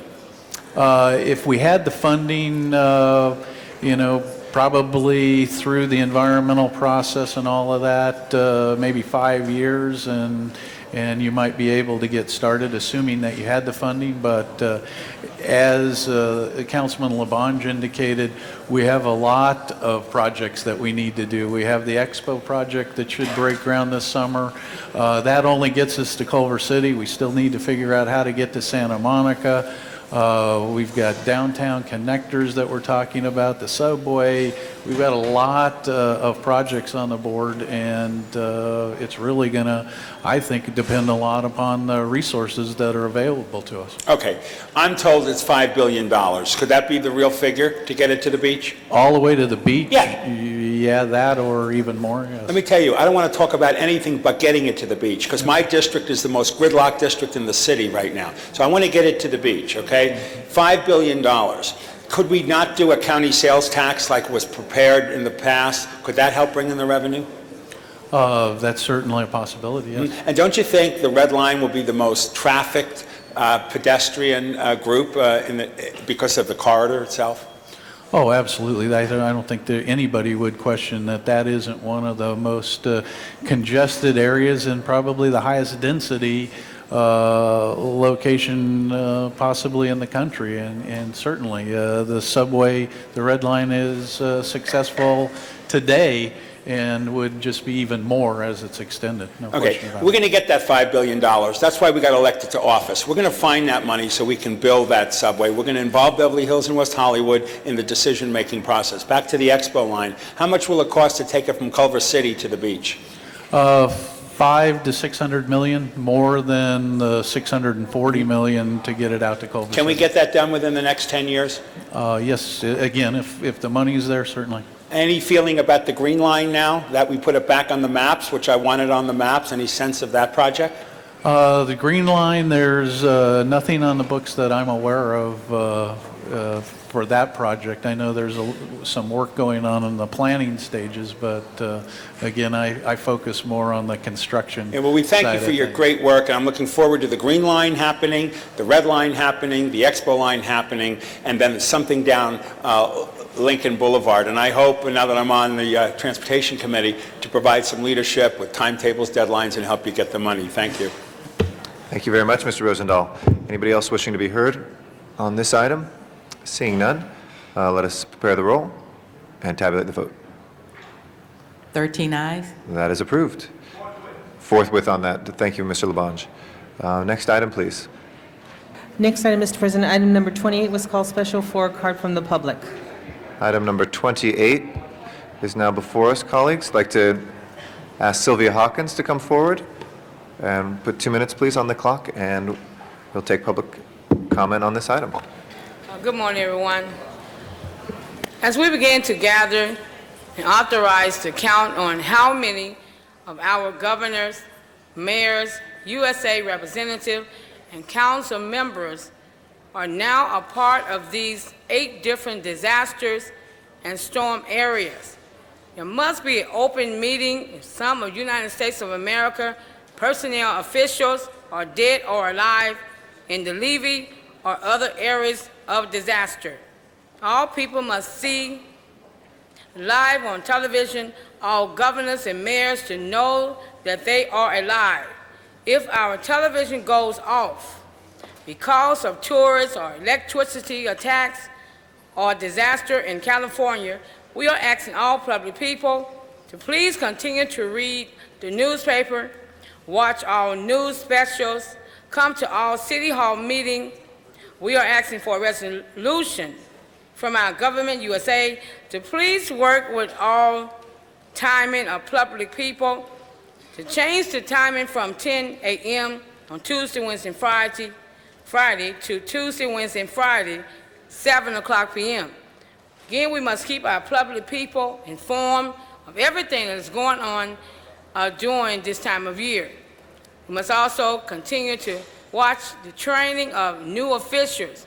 I believe that we are all 50% on whom we are hiring as supervisors and owners, as of training officials and police officers, ambulance, because of the service that the public people are receiving.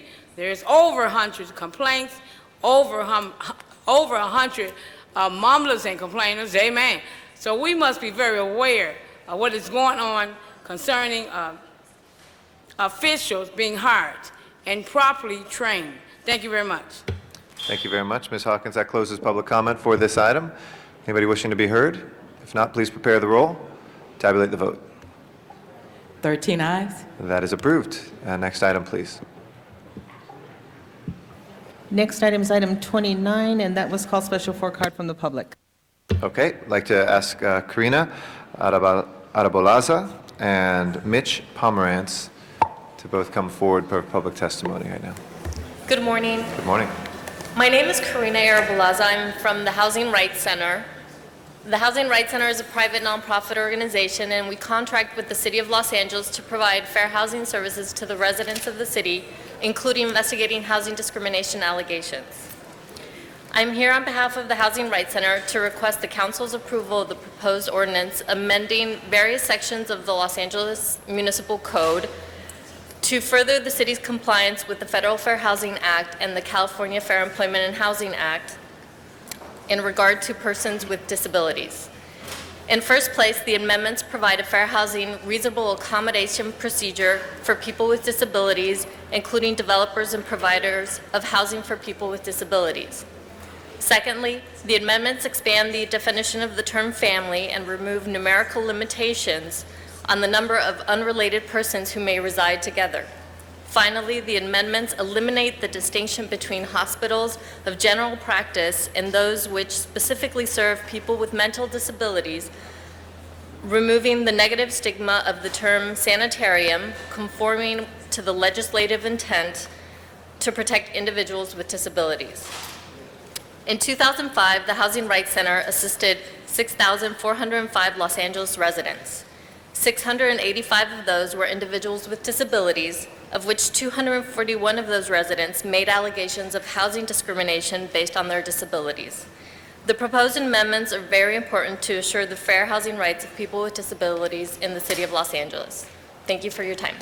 Thank you very much. Next speaker, Mr. Pomerantz. Yeah, you're right. You're just right there. Good morning.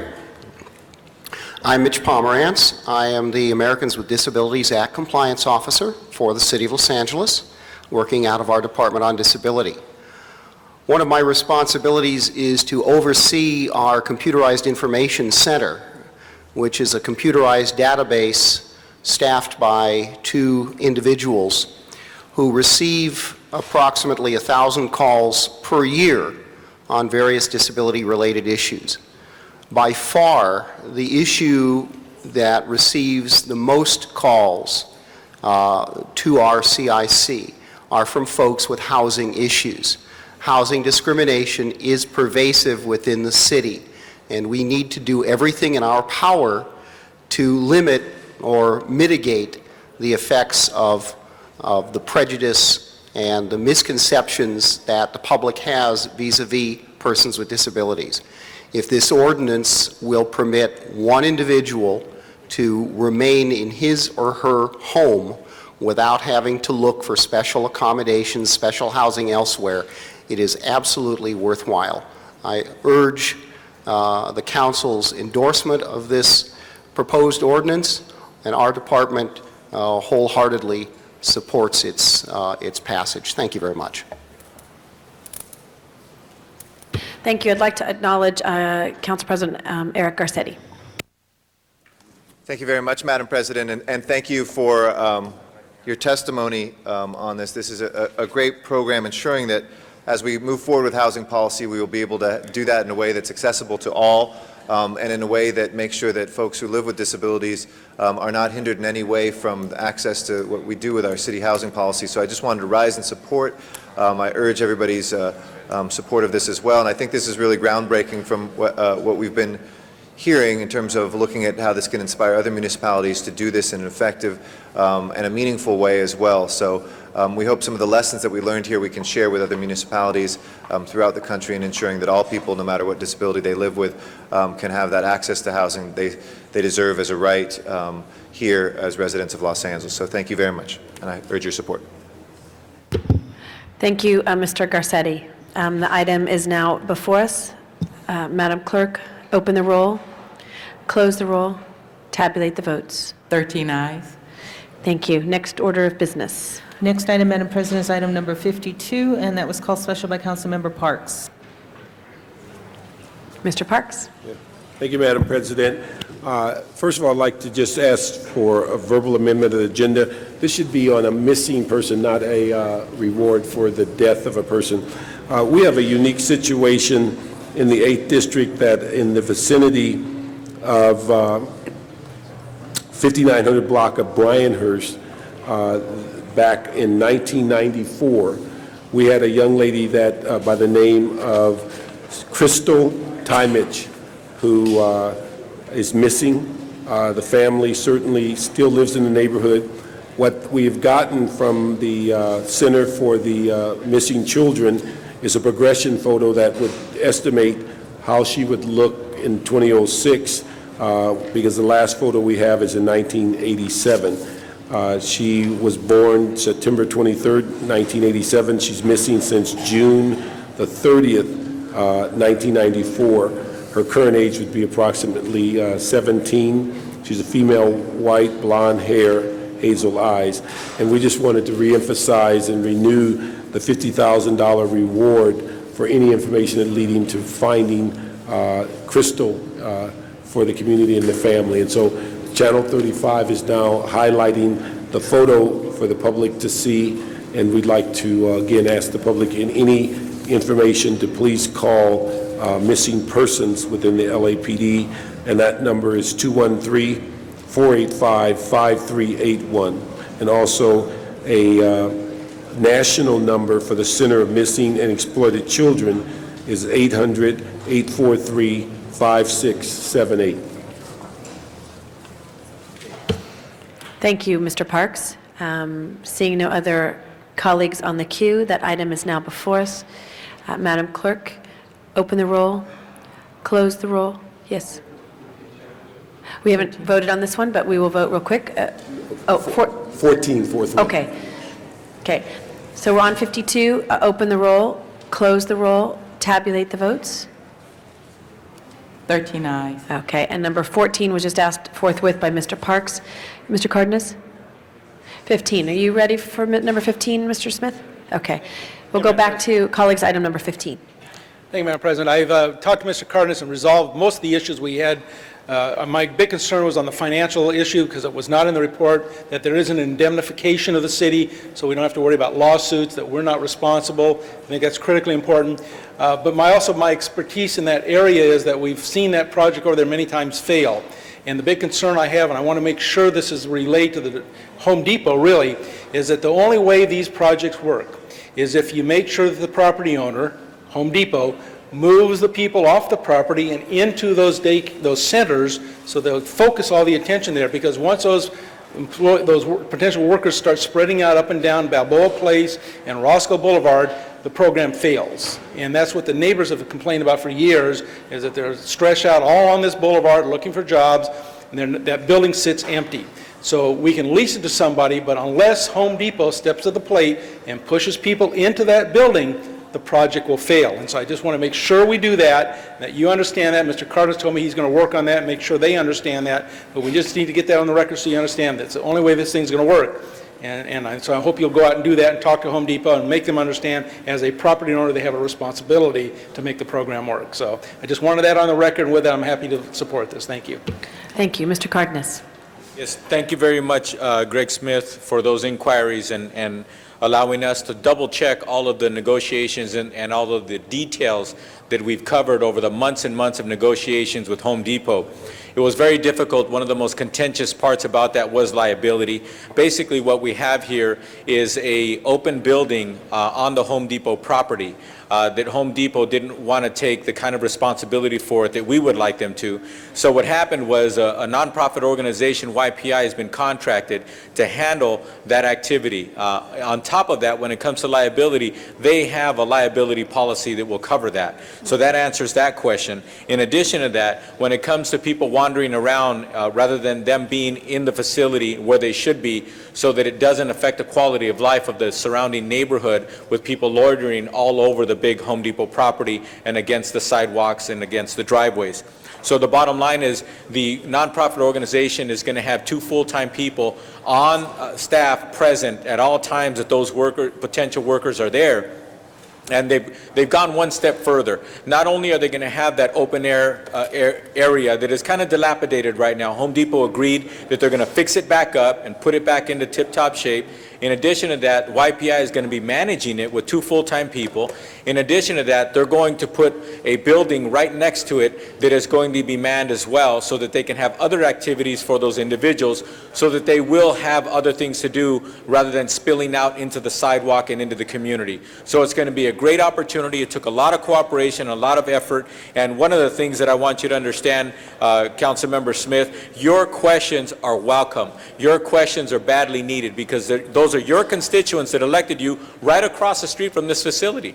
The facility happens to be in the 6th Council District, but when the quality of life of the community is affected, it knows no boundaries. So it's really important that we cross those T's, dotted those I's. I think this is going to be one of the best run facilities into the future. It took took a lot of work and negotiation with Home Depot, a very big, large national corporation, and it took us to get down to those finer details to make sure that the actual facility is going to be run as well as possible. And it's going to be a learning experience, and we're going to constantly make sure that YPI, along with Home Depot and the city, constantly fine-tune how to make sure that we run it as efficiently and effectively as possible, so that hopefully we get to the day where nobody is affected. It kind of goes on unnoticed, is what we'd all like it to be, to where the activity is proper, it's appropriate, it's confined, and so that people aren't complaining about it, and rightfully so they should complain when people are loitering around and people are not making it a friendly environment. So that's what our objective is, and I think we've gone through a lot of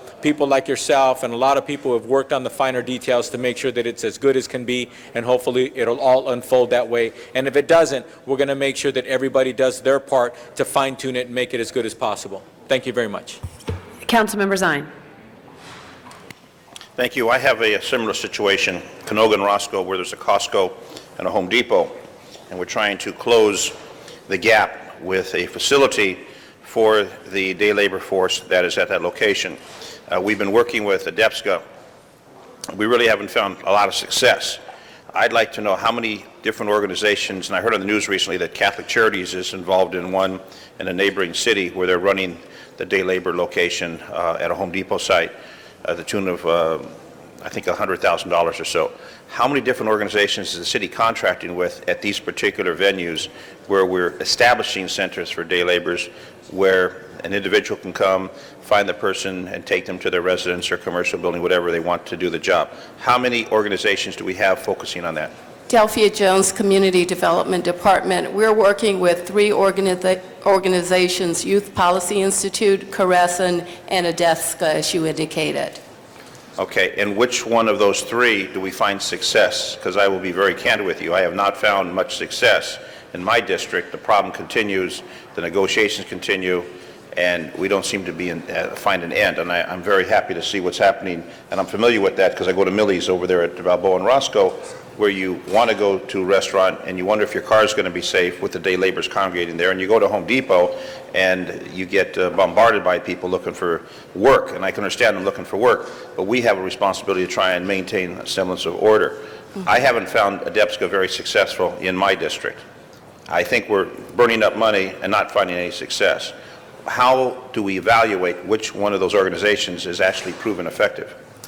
We actually monitor the sites and monitor the results every month for all of the organizations.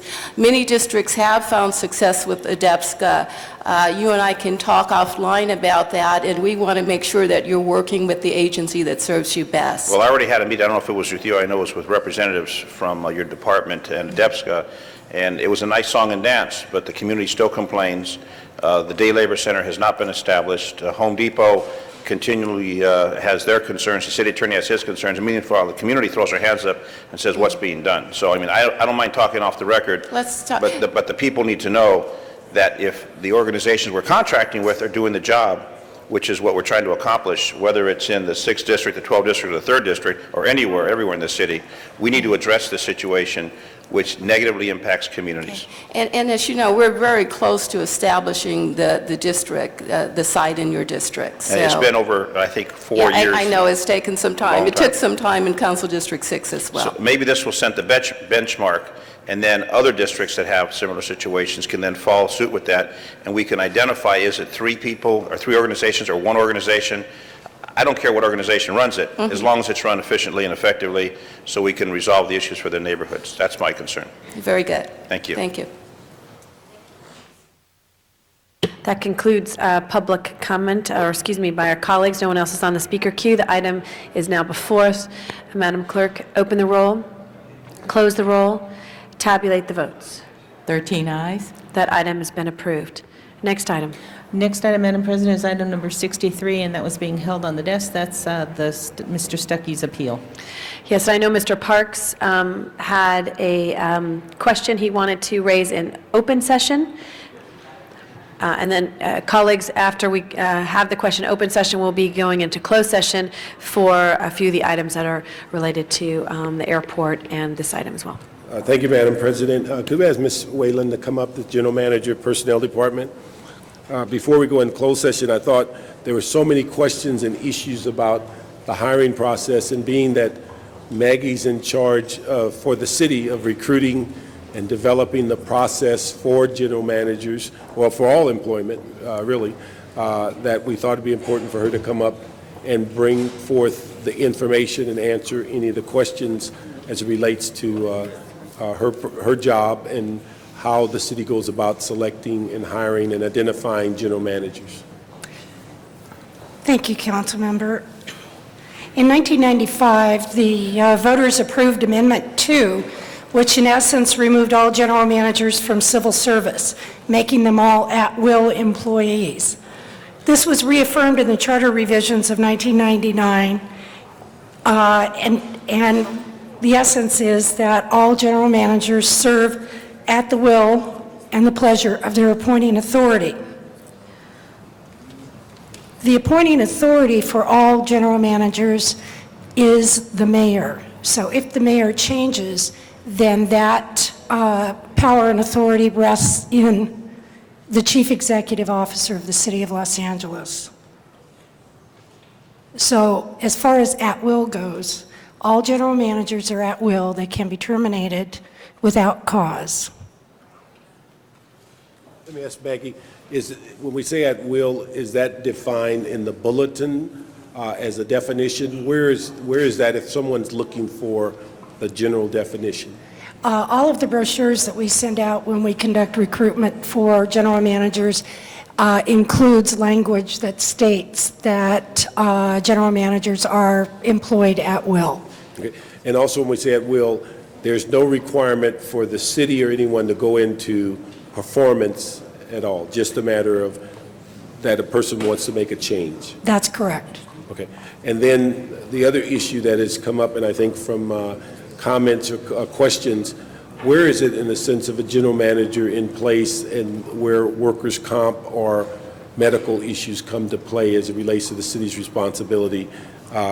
Is there a person being here for a short period, certainly not on pension, but is there some guide as it relates to the number of years that a person might have some workers' comp issues? No, an individual can file a workers' comp claim after the first day. Okay, but the issue is that they are, I think we had an incident in the same department a year or two ago where a general manager was on workers' comp for quite a while. And the thing is, what's the sense of the city? Do they have any responsibility? Do they have any issues there, or could they control that, or is that in the hands of the doctor and the employee? That's essentially in the hands of the doctors and the attorneys. And Okay. in that incident, the city did pay a considerable sum. Okay, but that's also an account that you manage as far Yes, as it is. for the city? So the issue is that in looking at some of these issues, that is a factor in which a person could take that route upon sensing that they could be unemployed or that they're going to be replaced. That's correct. Okay. The other issue is that as you go through this selection process and recruiting process, is there in addition to at will, is there anything in the package that establishes how someone would be separated from the city? Councilmember, I don't know. I don't believe that there is anything that's generated by the personnel department. There may be something that is handled internally within the employing department. Okay. But I am unaware of any written statement to a general manager regarding the specifics of at-will employment. Okay. And is there any document that's signed as to them understanding what at will means? Not that I'm aware of. As we go through this, and the expectation is that we may have others, is there something that your department has looked at as maybe a process that these appeals in the city council should be thinking about in the future? I agree with you, and my department will conduct a survey with all of the other city departments to see if there is anything that the departments provide to general managers or have them sign. I'm sure that it is discussed during the interviews. However, as far as anything in writing, I don't know. I don't think I have anything in writing as it relates to my job, Okay. Okay. but I do know I'm exempt. All right.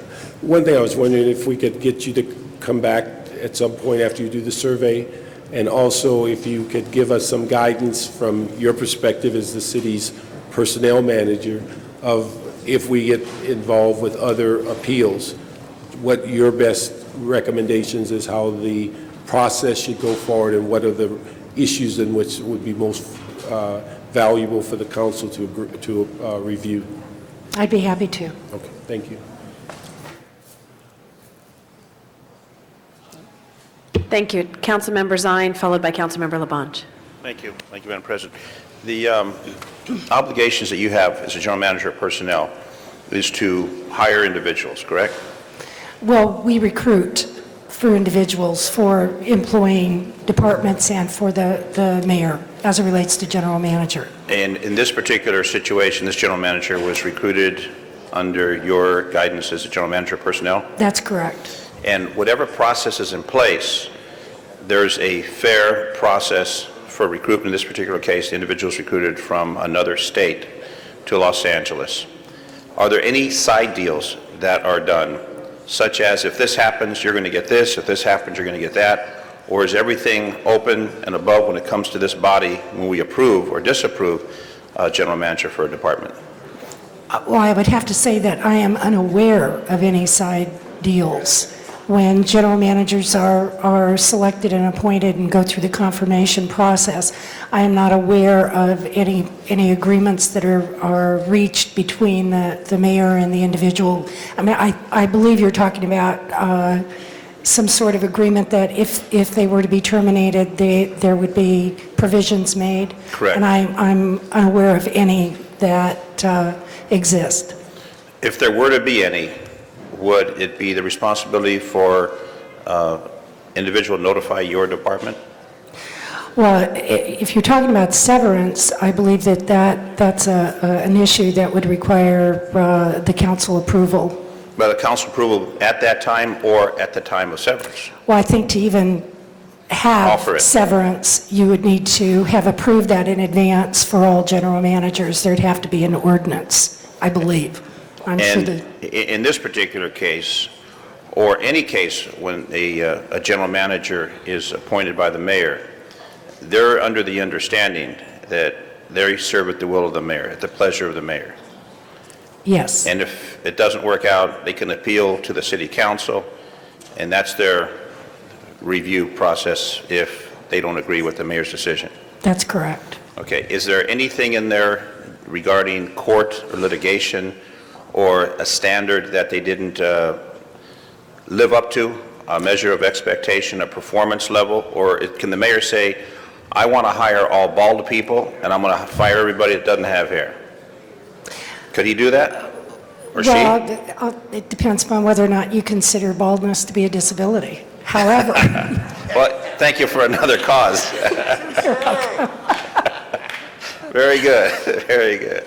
however, the mayor can terminate based on, that's what at will means. So in other words, there's no level of performance to say you've done a great job, you've done this, you've done that. You know, the fire chief, we've never had a fire, no one's getting a heart attack, you've done a great job, everything looks good, versus a level of performance. In other words, there is no level of expectation other than you serve at the pleasure of the mayor, and when the mayor is unhappy because of whatever reason, you're dismissed, and that's understanding when you walk in the door.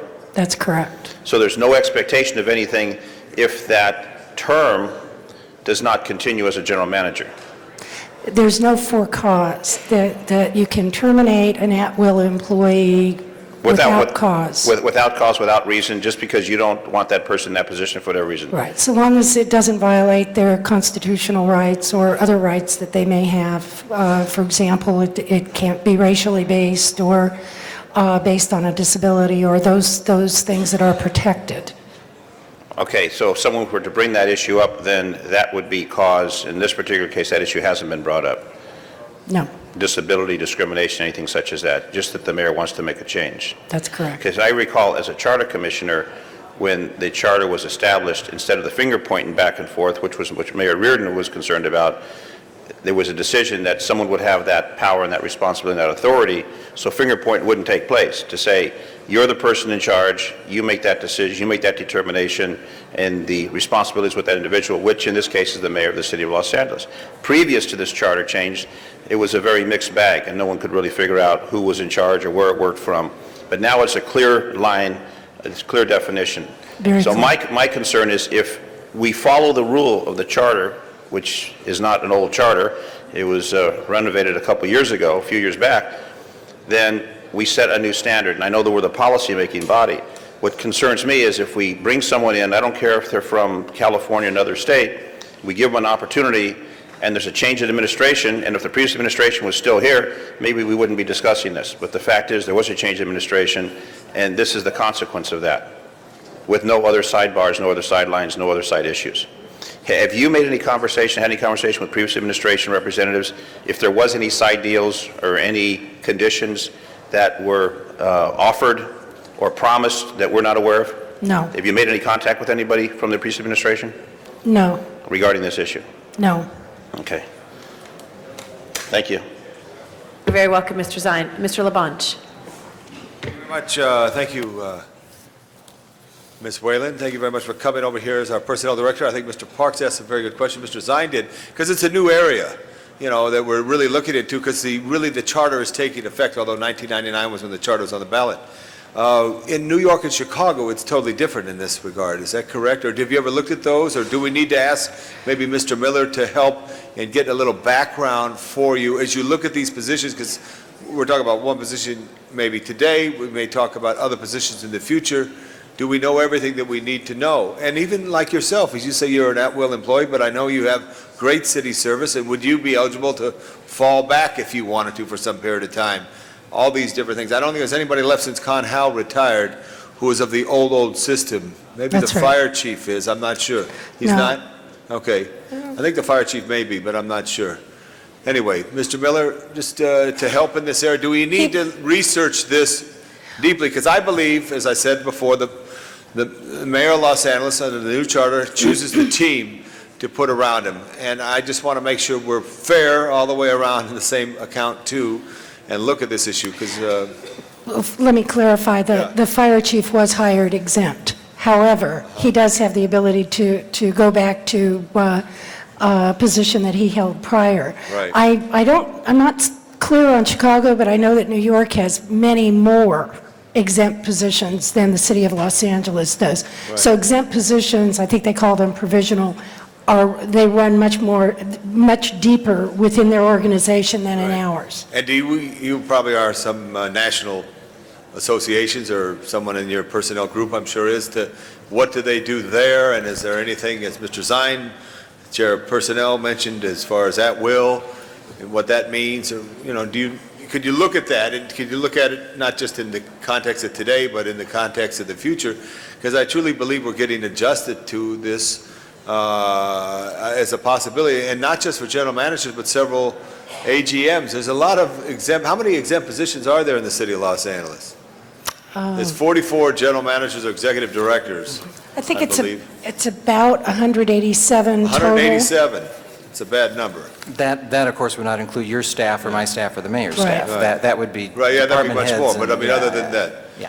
Yeah, so you say 187? Well, actually, we currently have 128 positions exempted, and then we have 72 that are automatic in the charter. So Automatic it's in the over charter, that yeah. amount. So I think it's good to look into, so this is the right time to come. It all comes for a reason. Sometimes nothing happens, members, and then all of a sudden an issue comes up, and this is what the civil service system's all about, democracy's all about, the charter's all about, to see what the answers are, to be fair, to be firm, but also to be real. If you like, Councilmember, Personnel Department would be happy to prepare a report for the council that identifies the exemption I process. think it should be good, and I truly believe the mayor is the captain of the team, and he selects who he wants in what areas it is. But I just want to make sure we're fair all the way around as we move forward on that. And Mr. DeLong, we'd be happy to help her in that regard. I think what you're going to find is Well, a lot of variance. For instance, recently in San Diego, the mayor asked for resignations from every department head. Right. I'm aware that that has occurred in New York, and it's sometimes the policy for everyone to submit a resignation on the day the election is certified. Right. So I think you're going to find a pretty wide variance, but we'd be happy to get you the Yeah, information. do you need a motion to do that, or is that No. something you guys can ask for? I think, thank you, and then let the, through Personnel Committee. Thank you, Madam President. Thank you, Mr. Parks, Mr. Zine. Thank you. No other questions. I will now turn to the city attorney. We'll go into executive session on a number of items before us today. Thank you, Madam President.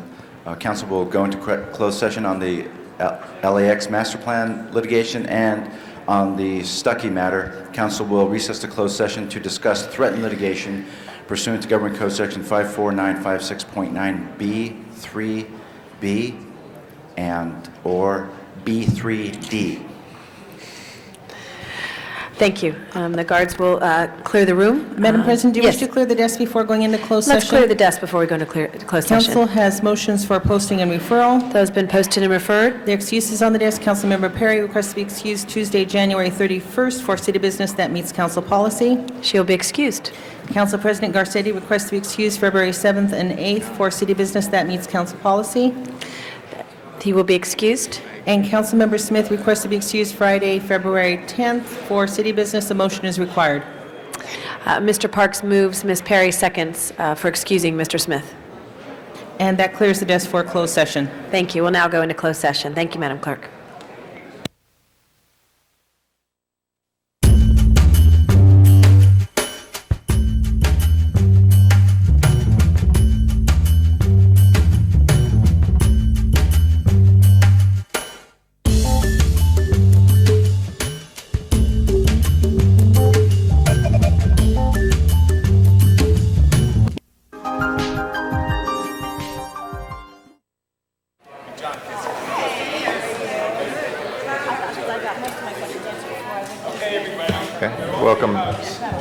Welcome back, everybody, to Los Angeles City Council. We're now back in open session. Mr. City Attorney, if you can please discuss what we talked about in closed session. On item number 62, before council are the following recommendations. As set forth more fully in the settlement agreement, LAWA will discontinue certain passenger gates. The West Satellite, the specific plan will be amended regarding concourse and the automated people mover segments. LAWA will commence the LAX specific plan amendment study process. LAWA will create regional and community working groups and develop a regional strategic planning initiative. Navigation easements will be granted in return for soundproofing as required by law. LAWA will study the Green Line connection to LAX. LAWA will expedite aircraft noise mitigation program funding and fund miscellaneous mitigation measures subject to FAA approval. If we can open the roll on the settlement, close the roll, and tabulate the vote. 11 ayes. That is approved. Congratulations, Mr. Rosendahl, all the folks who have been working very hard on this for a great victory. Mr. Rosendahl? I just want to say in the public light, as the cameras are now back on, that the leadership of the communities involved, Lydia Kennard and the staff at the airport, I want to thank the city of El Segundo, of Englewood, Culver City, the county of Los Angeles, and RSAC in Westchester that provided leadership. It was truly a partnership between all the groups involved to come up with this settlement. This settlement is historic in the great city. First of all, allows us to go forward with the infrastructure of LAX and make it happen, and B, it takes the word regional and puts it up front in a very meaningful way. Congratulations to all the parties involved in making this settlement happen, especially to Mike Bonin, my chief of staff, who played a major role in this. Thank you, Mr. President. Thank you very much, Mr. Rosendahl. And item 63 will be carried over to our next meeting on Friday. And the desk is cleared, so any announcements, colleagues? Announcements? Mr. Parks?